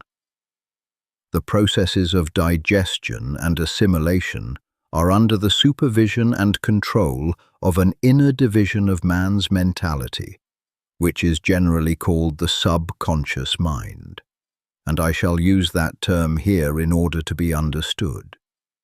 The subconscious mind is in charge of all the functions and processes of life. And when more food is needed by the body, it makes the fact known by causing a sensation called hunger. Whenever food is needed and can be used, there is hunger. And whenever there is hunger, it is time to eat. When there is no hunger, it is unnatural and wrong to eat, no matter how great may appear to be the need for food. Even if you are in a condition of apparent starvation, with great emaciation, if there is no hunger, you may know that food cannot be used, and it will be unnatural and wrong for you to eat. Though you have not eaten for days, weeks, or months, if you have no hunger, you may be perfectly sure that food cannot be used, and will probably not be used if taken. Whenever food is needed, if there is power to digest and assimilate it, so that it can be normally used, the subconscious mind will announce the fact by a decided hunger. Food, taken when there is no hunger, will sometimes be digested and assimilated because nature makes a special effort to perform the task which is thrust upon her against her will. But if food be habitually taken when there is no hunger, the digestive power is at last destroyed, and numberless evils caused. If the foregoing be true, and it is indisputably so, it is a self-evident proposition that the natural time and the healthy time to eat is when one is hungry, and that it is never a natural or a healthy action to eat when one is not hungry. You see, then, that it is an easy matter to scientifically settle the question when to eat. Always eat when you are hungry, and never eat when you are not hungry. This is obedience to nature, which is obedience to God. We must not fail, however, to make clear the distinction between hunger and appetite. Hunger is the call of the subconscious mind for more material to be used in repairing and renewing the body, and in keeping up the internal heat. And hunger is never felt unless there is need for more material, and unless there is power to digest it when taken into the stomach. Appetite is a desire for the gratification of sensation. The drunkard has an appetite for liquor, but he cannot have a hunger for it. A normally fed person cannot have a hunger for candy or sweets. The desire for these things is an appetite. You cannot hunger for tea, coffee, spiced foods, or for the various taste-tempting devices of the skilled cook. If you desire these things, it is with appetite, not with hunger. Hunger is nature's call for material to be used in building new cells, and nature never calls for anything which may not be legitimately used for this purpose. Appetite is often largely a matter of habit, if one eats or drinks at a certain hour, and especially if one takes sweetened or spiced and stimulating foods. The desire comes regularly at the same hour. But this habitual desire for food should never be mistaken for hunger. Hunger does not appear at specified times. It only comes when work or exercise has destroyed sufficient tissue to make the taking in of new raw material a necessity. For instance, if a person has been sufficiently fed on the preceding day, it is impossible that he should feel a genuine hunger on arising from refreshing sleep. In sleep, the body is recharged with vital power, and the assimilation of the food which has been taken during the day is completed. The system has no need for food immediately after sleep, unless the person went to his rest in a state of starvation. With the system of feeding, which is even a reasonable approach to a natural one, no one can have a real hunger for an early morning breakfast. There is no such thing possible as a normal or genuine hunger immediately after arising from sound sleep. The early morning breakfast is always taken to gratify appetite, never to satisfy hunger. No matter who you are, or what your condition is, no matter how hard you work or how much you are exposed, unless you go to your bed starved, you cannot arise from your bed hungry. Hunger is not caused by sleep, but by work, and it does not matter who you are, or what your condition, or how hard or easy your work. The so-called no breakfast plan is the right plan for you. It is the right plan for everybody, because it is based on the universal law that hunger never comes until it is earned. I am aware that a protest against this will come from the large number of people who enjoy their breakfasts, whose breakfast is their best meal, who believe that their work is so hard that they cannot get through the forenoon on an empty stomach, and so on. But all their arguments fall down before the facts. They enjoy their breakfast as the toper enjoys his morning dram, because it gratifies a habitual appetite, and not because it supplies a natural want. It is their best meal for the same reason that his morning dram is the toper's best drink. And they can get along without it, because millions of people, of every trade and profession, do get along without it, and are vastly better for doing so. If you are to live according to the science of being well, you must never eat until you have an earned hunger. But if I do not eat on arising in the morning, when shall I take my first meal?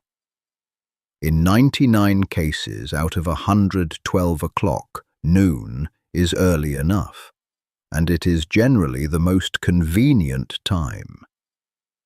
If you are doing heavy work, you will get by noon a hunger sufficient to justify a good-sized meal.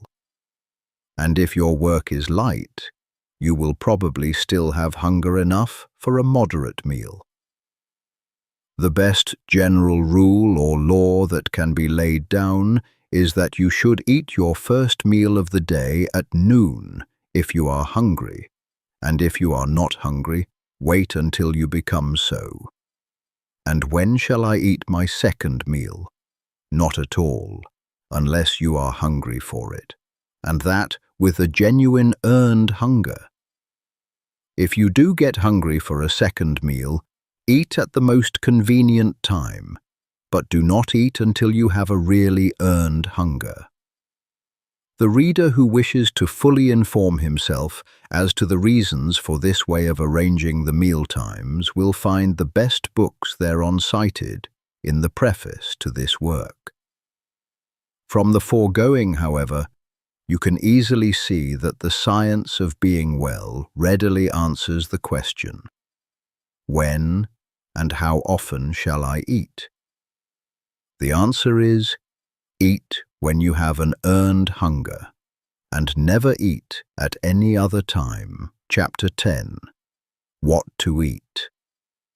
The current sciences of medicine and hygiene have made no progress toward answering the question, what shall I eat? The contests between the vegetarians and the meat-eaters, the cooked food advocates, raw food advocates, and various other schools of theorists seem to be interminable. And from the mountains of evidence and argument piled up for and against each special theory, it is plain that if we depend on these scientists, we shall never know what is the natural food of man. Turning away from the whole controversy, then, we will ask the question of nature herself, and we shall find that she has not left us without an answer. Most of the errors of dietary scientists grow out of a false premise as to the natural state of man. It is assumed that civilization and mental development are unnatural things. That the man who lives in a modern house, in city or country, and who works in modern trade or industry for his living, is leading an unnatural life, and is in an unnatural environment. That the only natural man is a naked savage, and that the farther we get from the savage, the farther we are from nature. This is wrong. The man who has all that art and science can give him is leading the most natural life, because he is living most completely in all his faculties. The dweller in a well-appointed city flat, with modern conveniences and good ventilation, is living a far more naturally human life than the Australian savage who lives in a hollow tree or a hole in the ground. That great intelligence, which is in all and through all, has in reality practically settled the question as to what we shall eat. In ordering the affairs of nature, it has decided that man's food shall be according to the zone in which he lives. In the frigid regions of the far north, fuel foods are required. The development of brain is not large, nor is the life severe in its labor tax on muscle, and so the Eskimo live largely on the blubber and fat of aquatic animals. No other diet is possible to them. They could not get fruits, nuts, or vegetables, even if they were disposed to eat them, and they could not live on them in that climate if they could get them. So, notwithstanding the arguments of the vegetarians, the Eskimo will continue to live on animal fats. On the other hand, as we come toward the tropics, we find fuel foods less required, and we find the people naturally inclining toward a vegetarian diet. Millions live on rice and fruits, and the food regimen of an Eskimo village, if followed upon the equator, would result in speedy death. A natural diet for the equatorial regions would be very far from being a natural diet near the North Pole, and the people of either zone, if not interfered with by medical or dietary scientists, will be guided by the all-intelligence, which seeks the fullest life in all, to feed themselves in the best way for the promotion of perfect health. In general, you can see that God, working in nature and in the evolution of human society and customs, has answered your question as to what you shall eat. And I advise you to take his answer in preference to that of any man. In the temperate zone, the largest demands are made on man in spirit, mind, and body. And here we find the greatest variety of foods provided by nature. And it is really quite useless and superfluous to theorize on the question what the masses shall eat, for they have no choice. They must eat the foods which are staple products of the zone in which they live. It is impossible to supply all the people with a nut and fruit or raw food diet. And the fact that it is impossible is proof positive that these are not the foods intended by nature. For nature, being formed for the advancement of life, has not made the obtaining of the means of life an impossibility. So, I say, the question, "What shall I eat?" has been answered for you. Eat wheat, corn, rye, oats, barley, buckwheat. Eat vegetables. Eat meats, eat fruits. Eat the things that are eaten by the masses of the people around the world. For in this matter, the voice of the people is the voice of God. They have been led generally to the selection of certain foods, and they have been led generally to prepare these foods in generally similar ways, and you may depend upon it that in general they have the right foods and are preparing them in the right way. In these matters, the race has been under the guidance of God. The list of foods in common use is a long one, and you must select therefrom according to your individual taste. If you do, you will find that you have an infallible guide, as shown in the next 2 chapters. If you do not eat until you have an earned hunger, you will not find your taste demanding unnatural or unhealthy foods. The woodchopper, who has swung his axe continuously from 7 in the morning until noon, does not come in clamoring for cream puffs and confectionery. He wants pork and beans, or beefsteak and potatoes, or cornbread and cabbage. He asks for the plain solids. Offer to crack him a few walnuts and give him a plate of lettuce, and you will be met with huge disdain. Those things are not natural foods for a working man.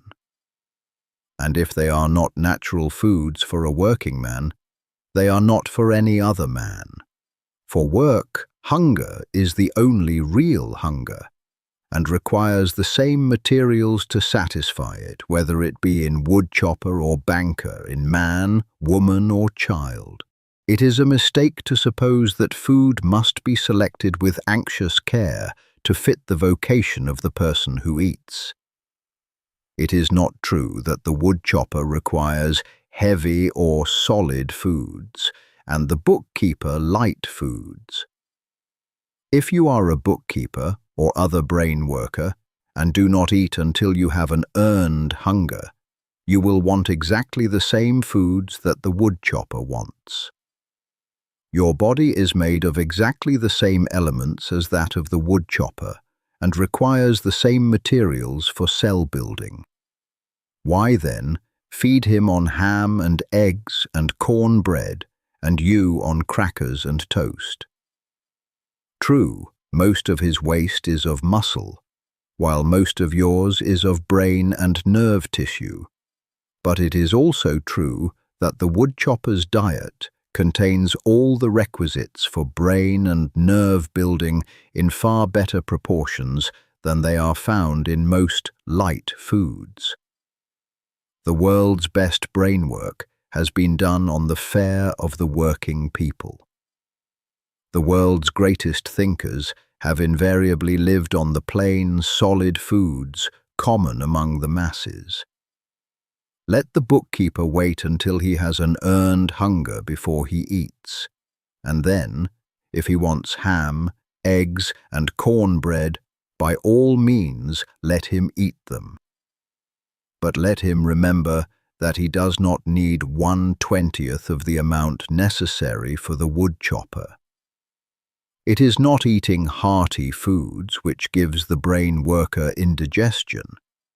It is eating as much as would be needed by a muscle worker. Indigestion is never caused by eating to satisfy hunger. It is always caused by eating to gratify appetite. If you eat in the manner prescribed in the next chapter, your taste will soon become so natural that you will never want anything that you cannot eat with impunity. And you can drop the whole anxious question of what to eat from your mind forever, and simply eat what you want. Indeed, that is the only way to do if you are to think no thoughts but those of health. For you cannot think health so long as you are in continual doubt and uncertainty as to whether you are getting the right bills of fare. "Take no thought what ye shall eat," said Jesus, and he spoke wisely. The foods found on the table of any ordinary middle-class or working-class family will nourish your body perfectly if you eat at the right times and in the right way. If you want meat, eat it, and if you do not want it, do not eat it, and do not suppose that you must find some special substitute for it. You can live perfectly well on what is left on any table after the meat has been removed. It is not necessary to worry about a varied diet, so as to get in all the necessary elements. The Chinese and Hindus build very good bodies and excellent brains on a diet of few variations, rice making almost the whole of it. The Scotch are physically and mentally strong on oatmeal cakes, and the Irishman is husky of body and brilliant of mind on potatoes and pork. The wheatberry contains practically all that is necessary for the building of brain and body, and a man can live very well on a monodiet of navy beans.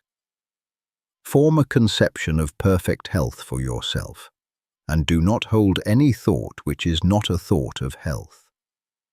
Never eat until you have an earned hunger. Remember that it will not hurt you in the least to go hungry for a short time. But it will surely hurt you to eat when you are not hungry. Do not give the least thought to what you should or should not eat. Simply eat what is set before you, selecting that which pleases your taste most. In other words, eat what you want. This you can do with perfect results if you eat in the right way, and how to do this will be explained in the next chapter. Chapter 11. How to Eat. It is a settled fact that man naturally chews his food. The few faddists who maintain that we should bolt our nourishment after the manner of the dog and others of the lower animals can no longer get a hearing. We know that we should chew our food, and if it is natural that we should chew our food, the more thoroughly we chew it, the more completely natural the process must be. If you will chew every mouthful to a liquid, you need not be in the least concerned as to what you shall eat, for you can get sufficient nourishment out of any ordinary food. Whether or not this chewing shall be an irksome and laborious task, or a most enjoyable process, depends upon the mental attitude in which you come to the table.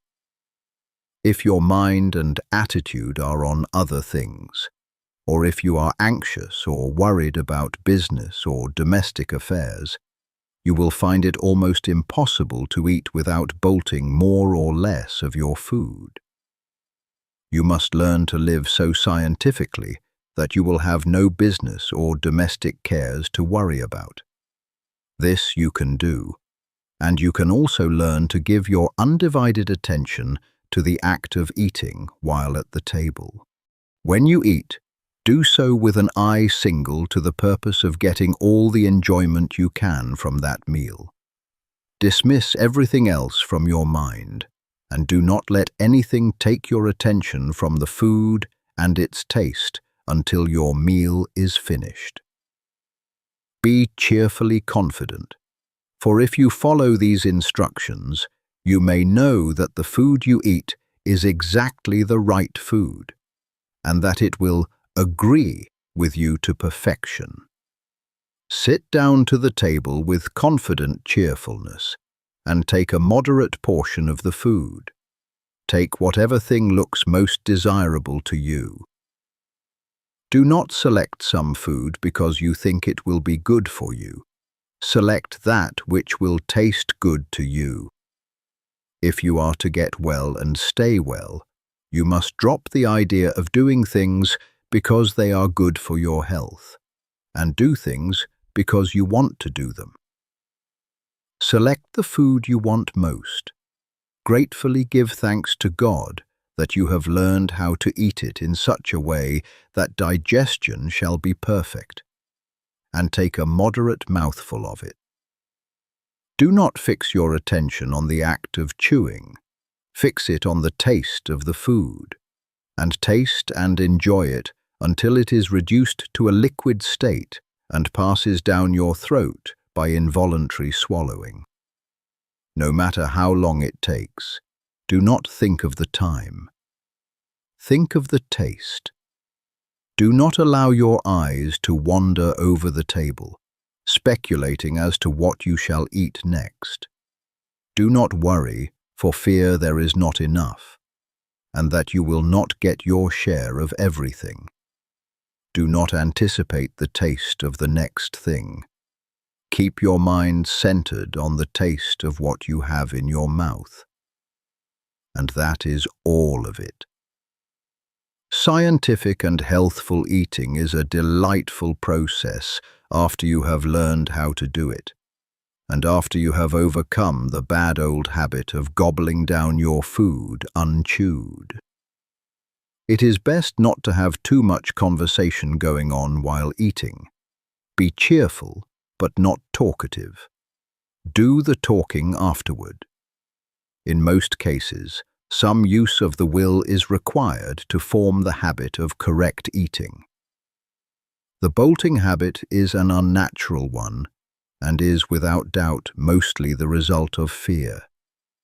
Fear that we will be robbed of our food, fear that we will not get our share of the good things, fear that we will lose precious time. These are the causes of haste. Then there is anticipation of the dainties that are to come for dessert, and the consequent desire to get at them as quickly as possible. And there is mental abstraction, or thinking of other matters while eating. All these must be overcome. When you find that your mind is wandering, call a halt. Think for a moment of the food and of how good it tastes, of the perfect digestion and assimilation that are going to follow the meal, and begin again. Begin again and again, though you must do so 20 times in the course of a single meal, and again, though you must do so every meal for weeks and months. It is perfectly certain that you can form the Fletcher habit if you persevere, and when you have formed it, you will experience a healthful pleasure you have never known. This is a vital point, and I must not leave it until I have thoroughly impressed it upon your mind. Given the right materials, perfectly prepared, the principle of health will positively build you a perfectly healthy body, and you cannot prepare the materials perfectly in any other way than the one I am describing. If you are to have perfect health, you must eat in just this way. You can, and the doing of it is only a matter of a little perseverance. What use for you to talk of mental control unless you will govern yourself in so simple a matter as ceasing to bolt your food? What use to talk of concentration unless you can keep your mind on the act of eating for so short a space as 15 or 20 minutes, especially with all the pleasures of taste to help you? Go on and conquer. In a few weeks, or months, as the case may be, you will find the habit of scientific eating becoming fixed, and soon you will be in so splendid a condition, mentally and physically, that nothing would induce you to return to the bad old way. We have seen that if man will think only thoughts of perfect health, his internal functions will be performed in a healthy manner. And we have seen that in order to think thoughts of health, man must perform the voluntary functions in a healthy manner. The most important of the voluntary functions is that of eating, and we see, so far, no especial difficulty in eating in a perfectly healthy way. I will here summarize the instructions as to when to eat, what to eat, and how to eat, with the reasons therefor. Never eat until you have an earned hunger, no matter how long you go without food. This is based on the fact that whenever food is needed in the system, if there is power to digest it, the subconscious mind announces the need by the sensation of hunger. Learn to distinguish between genuine hunger and the gnawing and craving sensations caused by unnatural appetite. Hunger is never a disagreeable feeling, accompanied by weakness, faintness, or gnawing feelings at the stomach. It is a pleasant, anticipatory desire for food, and is felt mostly in the mouth and throat. It does not come at certain hours or at stated intervals. It only comes when the subconscious mind is ready to receive, digest, and assimilate food. Eat whatever foods you want, making your selection from the staples in general use in the zone in which you live. The Supreme Intelligence has guided man to the selection of these foods, and they are the right ones for all. I am referring, of course, to the foods which are taken to satisfy hunger, not to those which have been contrived merely to gratify appetite or perverted taste. The instinct which has guided the masses of men to make use of the great staples of food to satisfy their hunger is a divine one. God has made no mistake. If you eat these foods, you will not go wrong. Eat your food with cheerful confidence, and get all the pleasure that is to be had from the taste of every mouthful.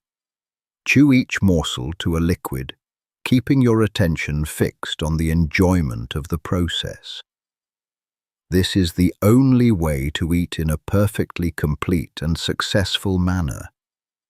And when anything is done in a completely successful manner, the general result cannot be a failure. In the attainment of health, the law is the same as in the attainment of riches. If you make each act a success in itself, the sum of all your acts must be a success. When you eat in the mental attitude I have described, and in the manner I have described, nothing can be added to the process. It is done in a perfect manner, and it is successfully done. And if eating is successfully done, digestion, assimilation, and the building of a healthy body are successfully begun. We next take up the question of the quantity of food required. Chapter 12. Hunger and Appetites. It is very easy to find the correct answer to the question, how much shall I eat? You are never to eat until you have an earned hunger, and you are to stop eating the instant you begin to feel that your hunger is abating. Never gorge yourself. Never eat to repletion. When you begin to feel that your hunger is satisfied, know that you have enough, for until you have enough, you will continue to feel the sensation of hunger. If you eat as directed in the last chapter, it is probable that you will begin to feel satisfied before you have taken half your usual amount. But stop there all the same. No matter how delightfully attractive the dessert, or how tempting the pie or pudding, do not eat a mouthful of it if you find that your hunger has been in the least degree assuaged by the other foods you have taken. Whatever you eat after your hunger begins to abate is taken to gratify taste and appetite, not hunger, and is not called for by nature at all. It is therefore excess, mere debauchery, and it cannot fail to work mischief. This is a point you will need to watch with nice discrimination, for the habit of eating purely for sensual gratification is very deeply rooted with most of us.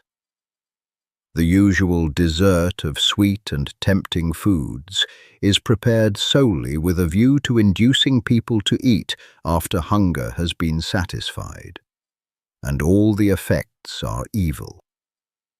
It is not that pie and cake are unwholesome foods.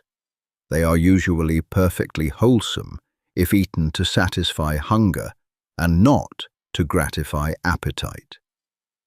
If you want pie, cake, pastry, or puddings, it is better to begin your meal with them, finishing with the plainer and less tasty foods. You will find, however, that if you eat as directed in the preceding chapters, the plainest food will soon come to taste like kingly fare to you. For your sense of taste, like all your other senses, will become so acute with the general improvement in your condition that you will find new delights in common things.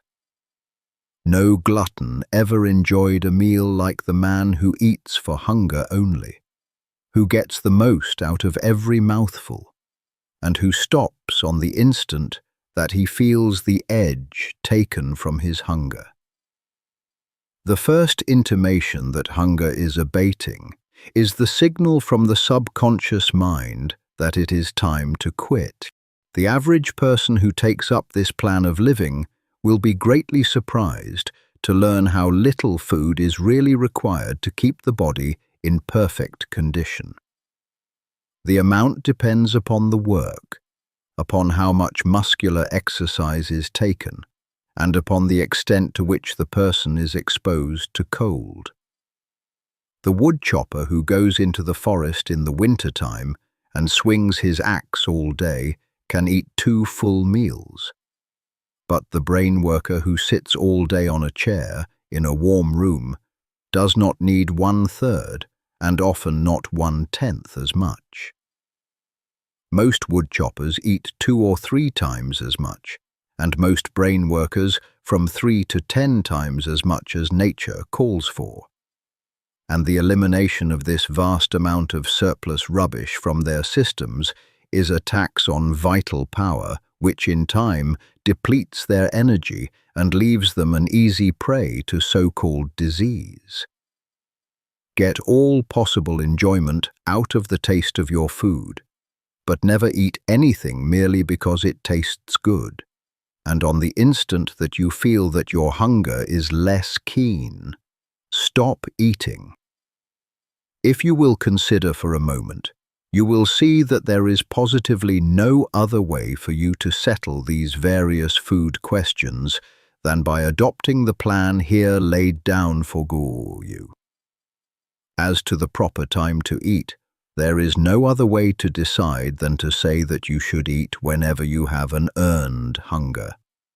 It is a self-evident proposition that that is the right time to eat, and that any other is a wrong time to eat. As to what to eat, the eternal wisdom has decided that the masses of men shall eat the staple products of the zones in which they live. The staple foods of your particular zone are the right foods for you. And the eternal wisdom, working in and through the minds of the masses of men, has taught them how best to prepare these foods by cooking and otherwise. And as to how to eat, you know that you must chew your food, and if it must be chewed, then reason tells us that the more thorough and perfect the operation, the better. I repeat that success in anything is attained by making each separate act a success in itself. If you make each action, however small and unimportant, a thoroughly successful action, your day's work as a whole cannot result in failure. If you make the actions of each day successful, the sum total of your life cannot be failure. A great success is the result of doing a large number of little things, and doing each one in a perfectly successful way. If every thought is a healthy thought, and if every action of your life is performed in a healthy way, you must soon attain to perfect health. It is impossible to devise a way in which you can perform the act of eating more successfully, and in a manner more in accord with the laws of life than by chewing every mouthful to a liquid, enjoying the taste fully, and keeping a cheerful confidence the while. Nothing can be added to make the process more successful, while if anything be subtracted, the process will not be a completely healthy one. In the matter of how much to eat, you will also see that there could be no other guide so natural, so safe, and so reliable as the one I have prescribed. To stop eating on the instant you feel that your hunger begins to abate. The subconscious mind may be trusted with implicit reliance to inform us when food is needed, and it may be trusted as implicitly to inform us when the need has been supplied. If all food is eaten for hunger, and no food is taken merely to gratify taste, you will never eat too much. And if you eat whenever you have an earned hunger, you will always eat enough. By reading carefully the summing up in the following chapter, you will see that the requirements for eating in a perfectly healthy way are really very few and simple. The matter of drinking in a natural way may be dismissed here with a very few words. If you wish to be exactly and rigidly scientific, drink nothing but water. Drink only when you are thirsty. Drink whenever you are thirsty, and stop as soon as you feel that your thirst begins to abate. But if you are living rightly in regard to eating, it will not be necessary to practice asceticism or great self-denial in the matter of drinking. You can take an occasional cup of weak coffee without harm. You can, to a reasonable extent, follow the customs of those around you. Do not get the soda fountain habit. Do not drink merely to tickle your palate with sweet liquids. Be sure that you take a drink of water whenever you feel thirst. Never be too lazy, too indifferent, or too busy to get a drink of water when you feel the least thirst. If you obey this rule, you will have little inclination to take strange and unnatural drinks. Drink only to satisfy thirst. Drink whenever you feel thirst, and stop drinking as soon as you feel thirst abating. That is the perfectly healthy way to supply the body with the necessary fluid material for its internal processes. Chapter 14, in a nutshell. There is a cosmic life which permeates, penetrates, and fills the interspaces of the universe, being in and through all things. This life is not merely a vibration or form of energy, it is a living substance. All things are made from it. It is all and in all. This substance thinks, and it assumes the form of that which it thinks about. The thought of a form in this substance creates the form. The thought of a motion institutes the motion.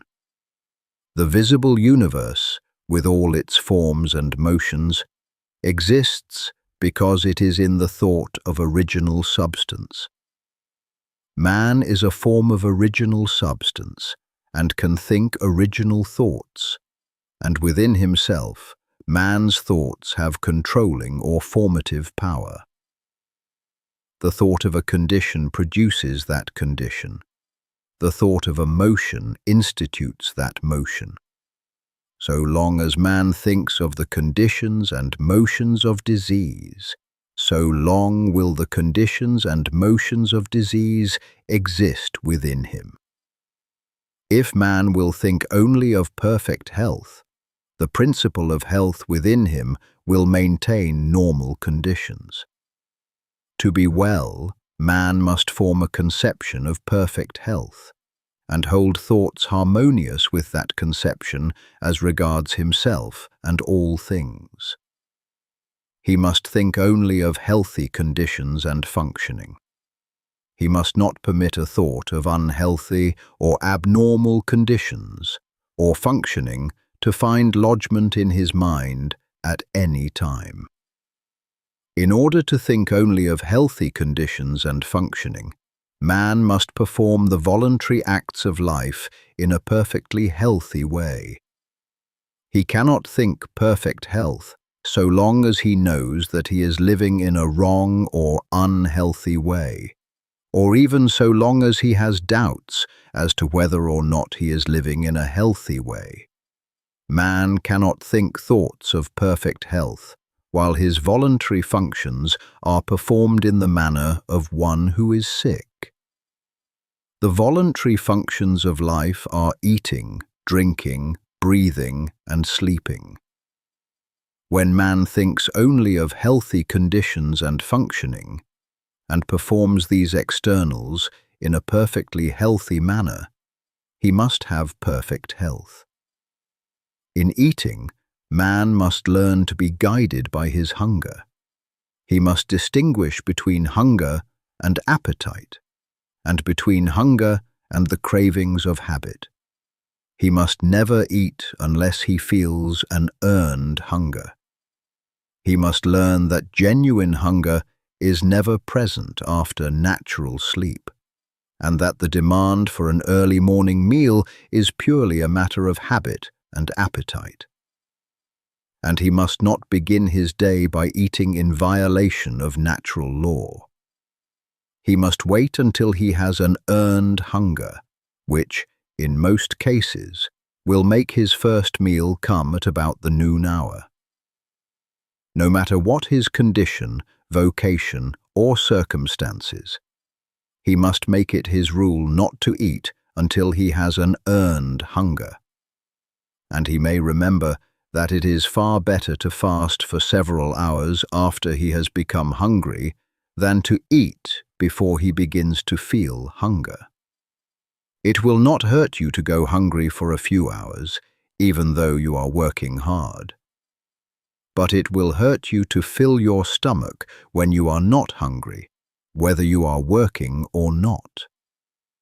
If you never eat until you have an earned hunger, you may be certain that insofar as the time of eating is concerned, you are proceeding in a perfectly healthy way. This is a self-evident proposition. As to what he shall eat, man must be guided by that intelligence which has arranged that the people of any given portion of the earth's surface must live on the staple products of the zone which they inhabit. Have faith in God, and ignore food science of every kind. Do not pay the slightest attention to the controversies as to the relative merits of cooked and raw foods. of vegetables and meats, or as to your need for carbohydrates and proteins. Eat only when you have an earned hunger, and then take the common foods of the masses of the people in the zone in which you live, and have perfect confidence that the results will be good. They will be. Do not seek for luxuries or for things imported or fixed up to tempt the taste. Stick to the plain solids, and when these do not taste good, fast until they do. Do not seek for light foods, for easily digestible or healthy foods. Eat what the farmers and working men eat. Then you will be functioning in a perfectly healthy manner, so far as what to eat is concerned. I repeat, if you have no hunger or taste for the plain foods, do not eat at all. Wait until hunger comes. Go without eating until the plainest food tastes good to you, and then begin your meal with what you like best. In deciding how to eat, man must be guided by reason. We can see that the abnormal states of hurry and worry produced by wrong thinking about business and similar things have led us to form the habit of eating too fast and chewing too little. Reason tells us that food should be chewed, and that the more thoroughly it is chewed, the better it is prepared for the chemistry of digestion. Furthermore, we can see that the man who eats slowly and chews his food to a liquid, keeping his mind on the process and giving it his undivided attention, will enjoy more of the pleasure of taste than he who bolts his food with his mind on something else. To eat in a perfectly healthy manner, man must concentrate his attention on the act, with cheerful enjoyment and confidence.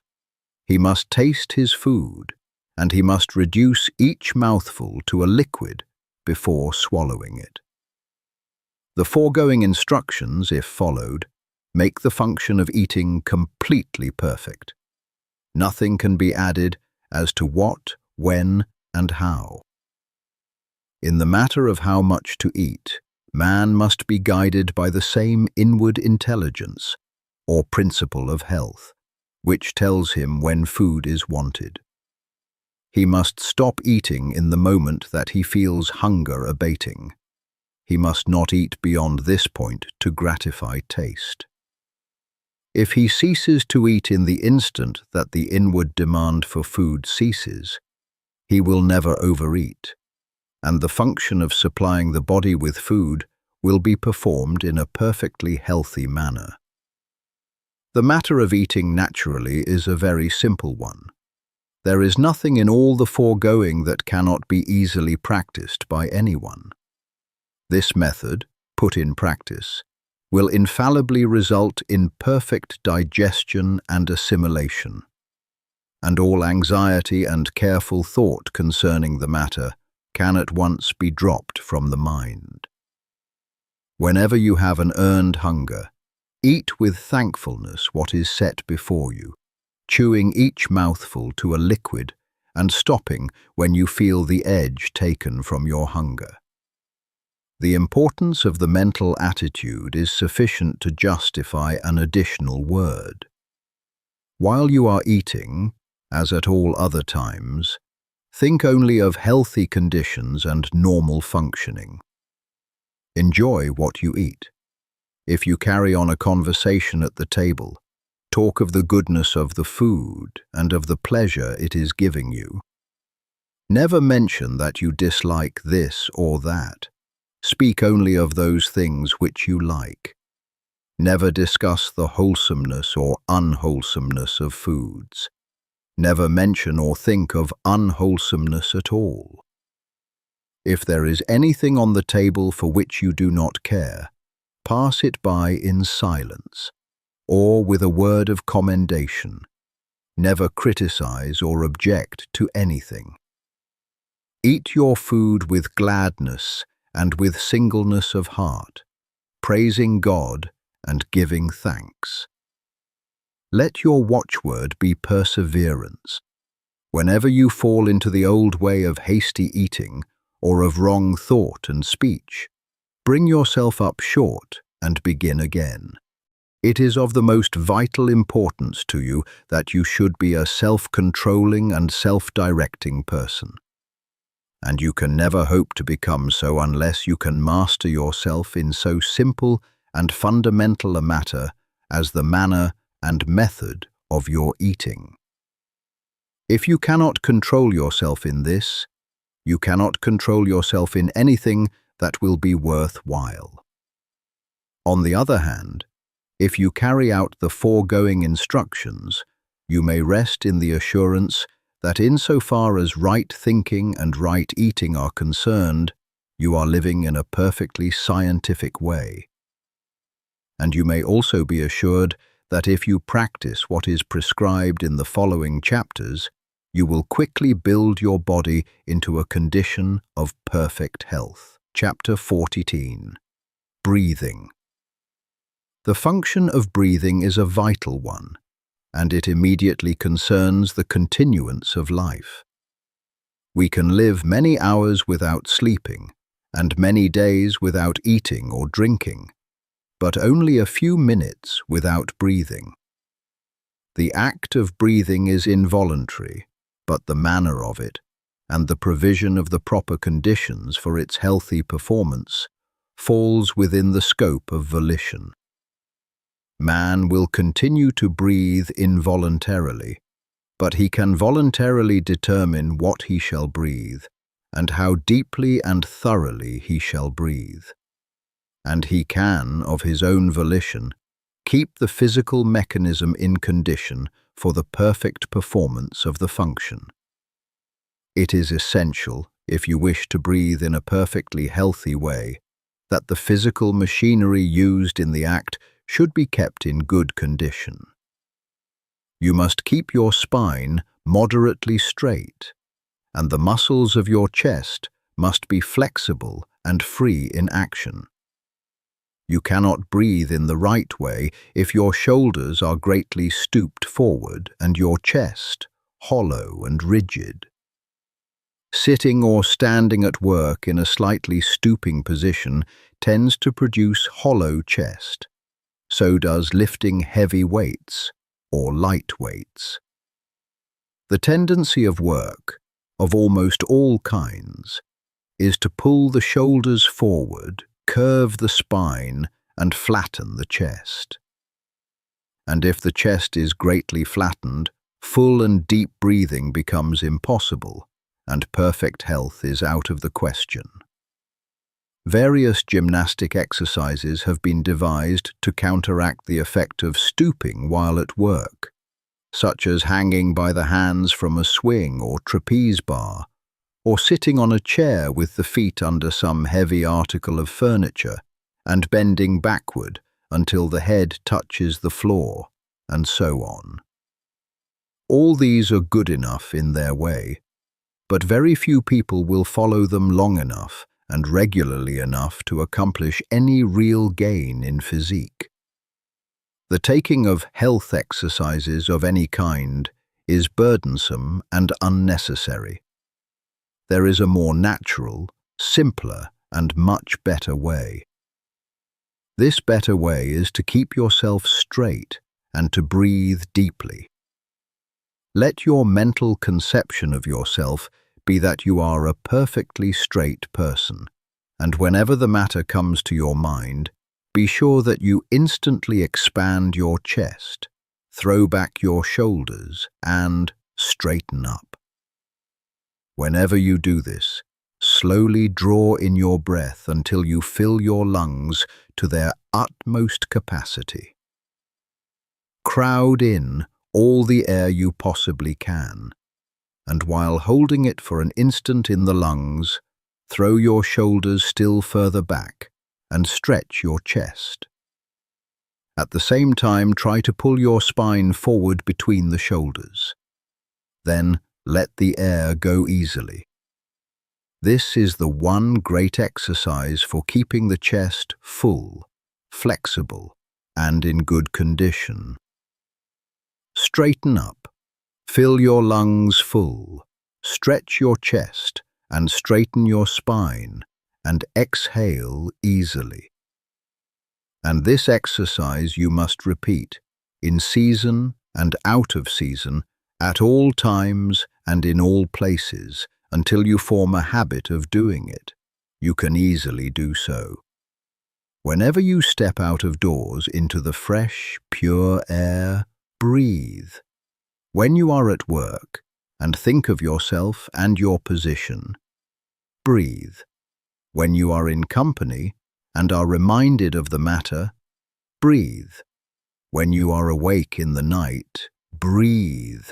No matter where you are or what you are doing, whenever the idea comes to your mind, straighten up and breathe.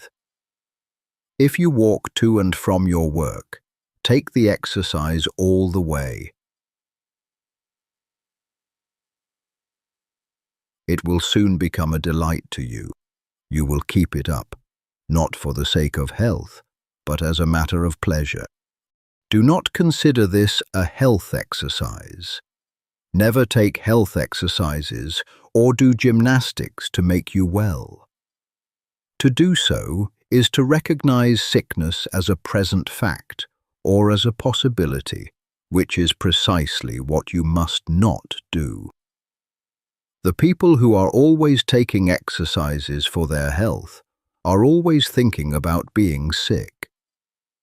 It ought to be a matter of pride with you to keep your spine straight and strong, as much so as it is to keep your face clean.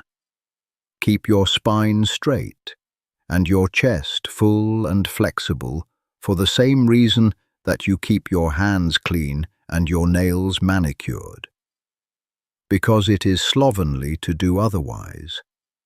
Do it without a thought of sickness, present or possible. You must either be crooked and unsightly, or you must be straight. And if you are straight, your breathing will take care of itself. You will find the matter of health exercises referred to again in a future chapter. It is essential, however, that you should breathe AIIR. It appears to be the intention of nature that the lungs should receive air containing its regular percentage of oxygen, and not greatly contaminated by other gases or by filth of any kind. Do not allow yourself to think that you are compelled to live or work where the air is not fit to breathe. If your house cannot be properly ventilated, move, and if you are employed where the air is bad, get another job. You can, by practicing the methods given in the preceding volume of this series, The Science of Getting Rich. If no one would consent to work in bad air, employers would speedily see to it that all workrooms were properly ventilated. The worst air is that from which the oxygen has been exhausted by breathing, as that of churches and theatres where crowds of people congregate, and the outlet and supply of air are poor.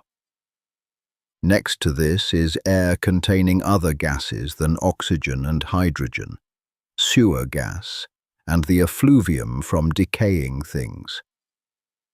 Air that is heavily charged with dust or particles of organic matter may be endured better than any of these. Small particles of organic matter other than food are generally thrown off from the lungs, but gases go into the blood. I speak advisedly when I say other than food. Air is largely a food. It is the most thoroughly alive thing we take into the body. Every breath carries in millions of microbes, many of which are assimilated.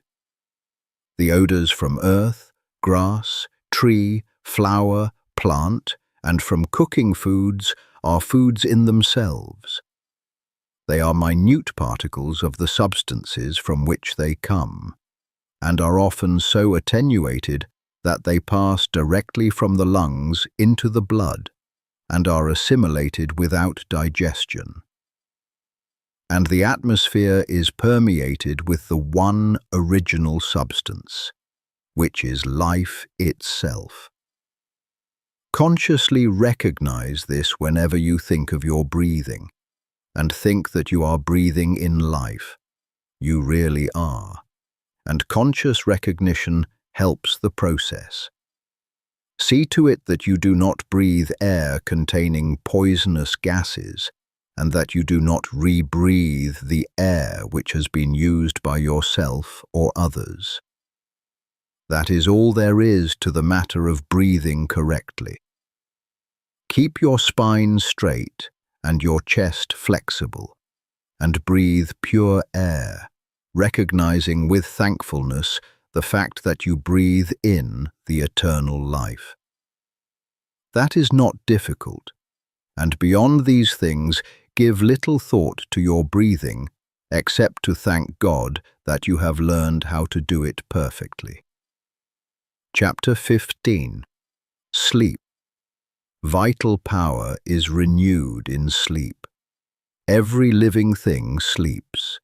Men, animals, reptiles, fish, and insects sleep, and even plants have regular periods of slumber.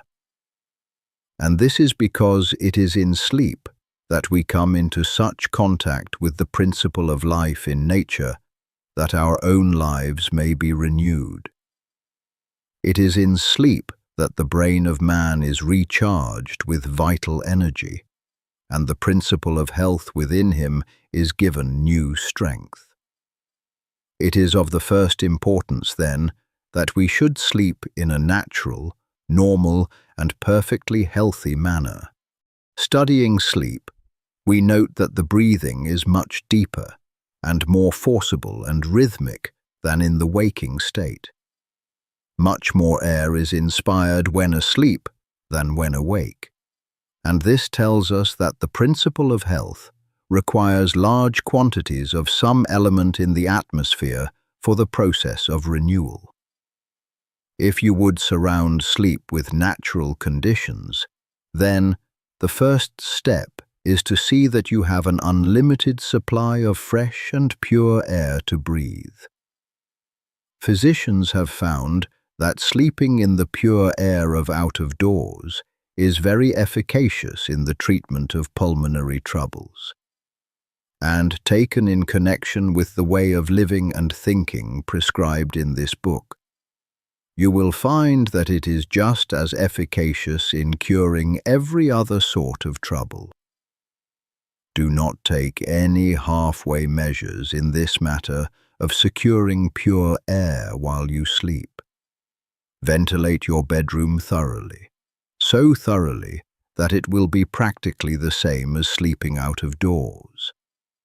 Have a door or window open wide. Have one open on each side of the room, if possible.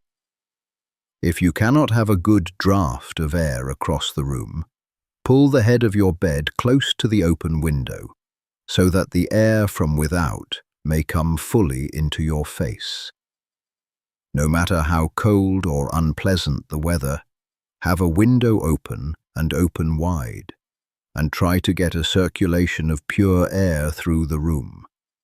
Pile on the bedclothes if necessary to keep you warm, but have an unlimited supply of fresh air from out of doors. This is the first great requisite for healthy sleep. The brain and nerve centers cannot be thoroughly vitalized if you sleep in dead or stagnant air. You must have the living atmosphere, vital with nature's principle of life. I repeat, do not make any compromise in this matter. Ventilate your sleeping room completely and see that there is a circulation of outdoor air through it while you sleep. You are not sleeping in a perfectly healthy way if you shut the doors and windows of your sleeping room, whether in winter or summer. Have fresh air. If you are where there is no fresh air, move. If your bedroom cannot be ventilated, get into another house. Next in importance is the mental attitude in which you go to sleep. It is well to sleep intelligently, purposefully, knowing what you do it for. Lie down thinking that sleep is an infallible vitalizer, and go to sleep with a confident faith that your strength is to be renewed, that you will awake full of vitality and health. Put purpose into your sleep as you do into your eating. Give the matter your attention for a few minutes as you go to rest. Do not seek your couch with a discouraged or depressed feeling. Go there joyously to be made whole. Do not forget the exercise of gratitude in going to sleep. Before you close your eyes, give thanks to God for having shown you the way to perfect health, and go to sleep with this grateful thought uppermost in your mind. A bedtime prayer of thanksgiving is a mighty good thing. It puts the principle of health within you into communication with its source, from which it is to receive new power while you are in the silence of unconsciousness. You may see that the requirements for perfectly healthy sleep are not difficult. First, to see that you breathe pure air from out of doors while you sleep. And second, to put the within into touch with the living substance by a few minutes of grateful meditation as you go to bed. Observe these requirements. Go to sleep in a thankful and confident frame of mind, and all will be well. If you have insomnia, do not let it worry you. While you lie awake, form your conception of health. Meditate with thankfulness on the abundant life which is yours. Breathe and feel perfectly confident that you will sleep in due time, and you will. Insomnia, like every other ailment, must give way before the principle of health aroused to full constructive activity by the course of thought and action herein described. The reader will now comprehend that it is not at all burdensome or disagreeable to perform the voluntary functions of life in a perfectly healthy way. The perfectly healthy way is the easiest, simplest, most natural, and most pleasant way. The cultivation of health is not a work of art, difficulty, or strenuous labor. You have only to lay aside artificial observances of every kind, and eat, drink, breathe, and sleep in the most natural and delightful way. And if you do this, thinking health and only health, you will certainly be well. Chapter 16. Supplementary instructions. In forming a conception of health, it is necessary to think of the manner in which you would live and work if you were perfectly well and very strong. To imagine yourself doing things in the way of a perfectly well and very strong person, until you have a fairly good conception of what you would be if you were well. Then take a mental and physical attitude in harmony with this concept, and do not depart from this attitude. You must unify yourself in thought with the thing you desire, and whatever state or condition you unify with yourself in thought will soon become unified with you in body. The scientific way is to sever relations with everything you do not want, and to enter into relations with everything you do want. Form a conception of perfect health, and relate yourself to this conception in word, act, and attitude. Guard your speech. Make every word harmonize with the conception of perfect health. Never complain. Never say things like these: "I did not sleep well last night. I have a pain in my side.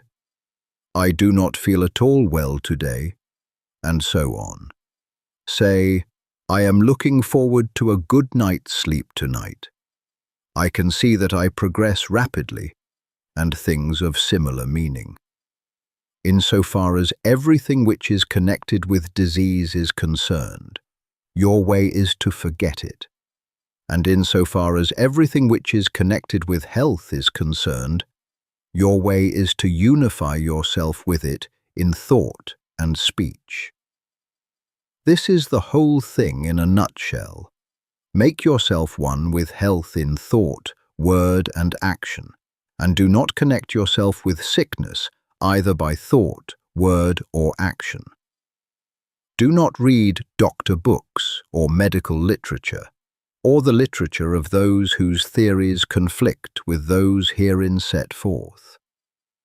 To do so will certainly undermine your faith in the way of living upon which you have entered, and cause you to again come into mental relations with disease.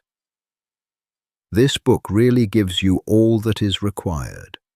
Nothing essential has been omitted, and practically all the superfluous has been eliminated. The science of being well is an exact science, like arithmetic. Nothing can be added to the fundamental principles, and if anything be taken from them, a failure will result. If you follow strictly the way of living prescribed in this book, you will be well, and you certainly can follow this way, both in thought and action. Relate not only yourself, but so far as possible all others in your thoughts to perfect health. Do not sympathize with people when they complain, or even when they are sick and suffering. Turn their thoughts into a constructive channel if you can. Do all you can for their relief, but do it with the health thought in your mind. Do not let people tell their woes and catalogue their symptoms to you. Turn the conversation to some other subject, or excuse yourself and go. Better be considered an unfeeling person than to have the disease thought forced upon you. When you are in company of people whose conversational stock in trade is sickness and kindred matters, ignore what they say and fall to offering a mental prayer of gratitude for your perfect health. And if that does not enable you to shut out their thoughts, say goodbye and leave them. No matter what they think or say, politeness does not require you to permit yourself to be poisoned by diseased or perverted thought. When we have a few more hundreds of thousands of enlightened thinkers who will not stay where people complain and talk sickness, the world will advance rapidly toward health. When you let people talk to you of sickness, you assist them to increase and multiply sickness. What shall I do when I am in pain? Can one be in actual physical suffering and still think only thoughts of health? Yes. Do not resist pain. Recognize that it is a good thing. Pain is caused by an effort of the principle of health to overcome some unnatural condition. This you must know and feel. When you have a pain, think that a process of healing is going on in the affected part, and mentally assist and cooperate with it. Put yourself in full mental harmony with the power which is causing the pain. Assist it, help it along. Do not hesitate, when necessary, to use hot fomentations and similar means to further the good work which is going on. If the pain is severe, lie down and give your mind to the work of quietly and easily cooperating with the force which is at work for your good. This is the time to exercise gratitude and faith. Be thankful for the power of health which is causing the pain, and be certain that the pain will cease as soon as the good work is done. Fix your thoughts with confidence on the principle of health, which is making such conditions within you that pain will soon be unnecessary. You will be surprised to find how easily you can conquer pain, and after you have lived for a time in this scientific way, pains and aches will be things unknown to you. What shall I do when I am too weak for my work? Shall I drive myself beyond my strength, trusting in God to support me? Shall I go on, like the runner, expecting a second wind? No, better not. When you begin to live in this way, you will probably not be of normal strength, and you will gradually pass from a low physical condition to a higher one. If you relate yourself mentally with health and strength, and perform the voluntary functions of life in a perfectly healthy manner, your strength will increase from day to day. But for a time, you may have days when your strength is insufficient for the work you would like to do. At such times, rest and exercise gratitude. Recognize the fact that your strength is growing rapidly, and feel a deep thankfulness to the living one from whom it comes. Spend an hour of weakness in thanksgiving and rest, with full faith that great strength is at hand, and then get up and go on again. While you rest, do not think of your present weakness. Think of the strength that is coming. Never, at any time, allow yourself to think that you are giving way to weakness. When you rest, as when you go to sleep, fix your mind on the principle of health, which is building you into complete strength. What shall I do about that great bugaboo which scares millions of people to death every year? Constipation. Do nothing. Read Horace Fletcher on the ABZ or Our Own Nutrition, and get the full force of his explanation of the fact that when you live on this scientific plan, you need not, and indeed cannot, have an evacuation of the bowels every day, and that an operation in from once in 3 days to once in 2 weeks is quite sufficient for perfect health. The gross feeders who eat from 3 to 10 times as much as can be utilized in their systems have a great amount of waste to eliminate. But if you live in the manner we have described, it will be otherwise with you. If you eat only when you have an earned hunger, and chew every mouthful to a liquid, and if you stop eating the instant you begin to be conscious of an abatement of your hunger, you will so perfectly prepare your food for digestion and assimilation that practically all of it will be taken up by the absorbents, and there will be little, almost nothing, remaining in the bowels to be excreted.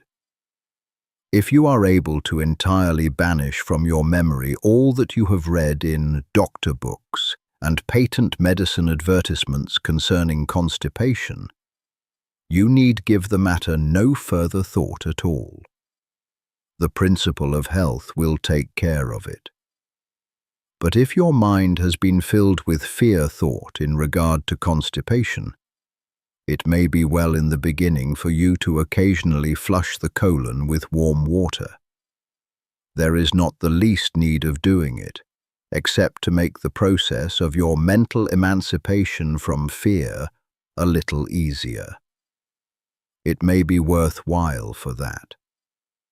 And as soon as you see that you are making good progress, and that you have cut down your quantity of food, and are really eating in the scientific way, dismiss constipation from your mind forever. You have nothing more to do with it. Put your trust in that principle within you which has the power to give you perfect health. Relate it by your reverent gratitude to the principle of life which is all power, and go on your way rejoicing. What about exercise?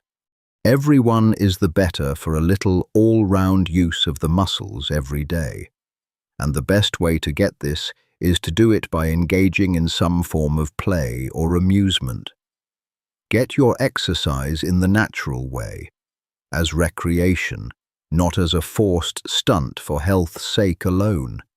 Ride a horse or a bicycle, play tennis or 10 pins, or toss a ball. Have some avocation like gardening in which you can spend an hour every day with pleasure and profit. There are 1,000 ways in which you can get exercise enough to keep your body supple and your circulation good, and yet not fall into the rut of exercising for your health. Exercise for fun or profit. Exercise because you are too healthy to sit still, and not because you wish to become healthy or to remain so.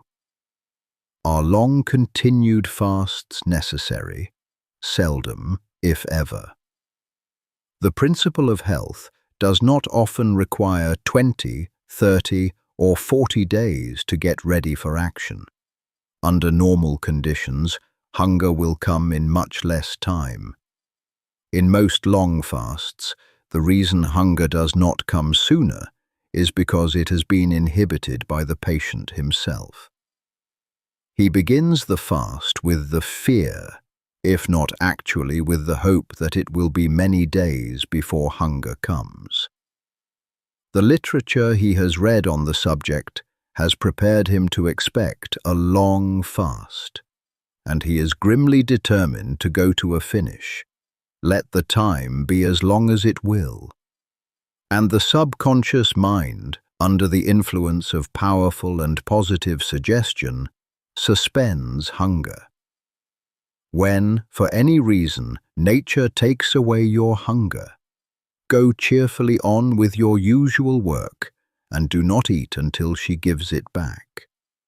No matter if it is 2, 3, 10 days or longer, you may be perfectly sure that when it is time for you to eat, you will be hungry, and if you are cheerfully confident and keep your faith in health, you will suffer from no weakness or discomfort caused by abstinence.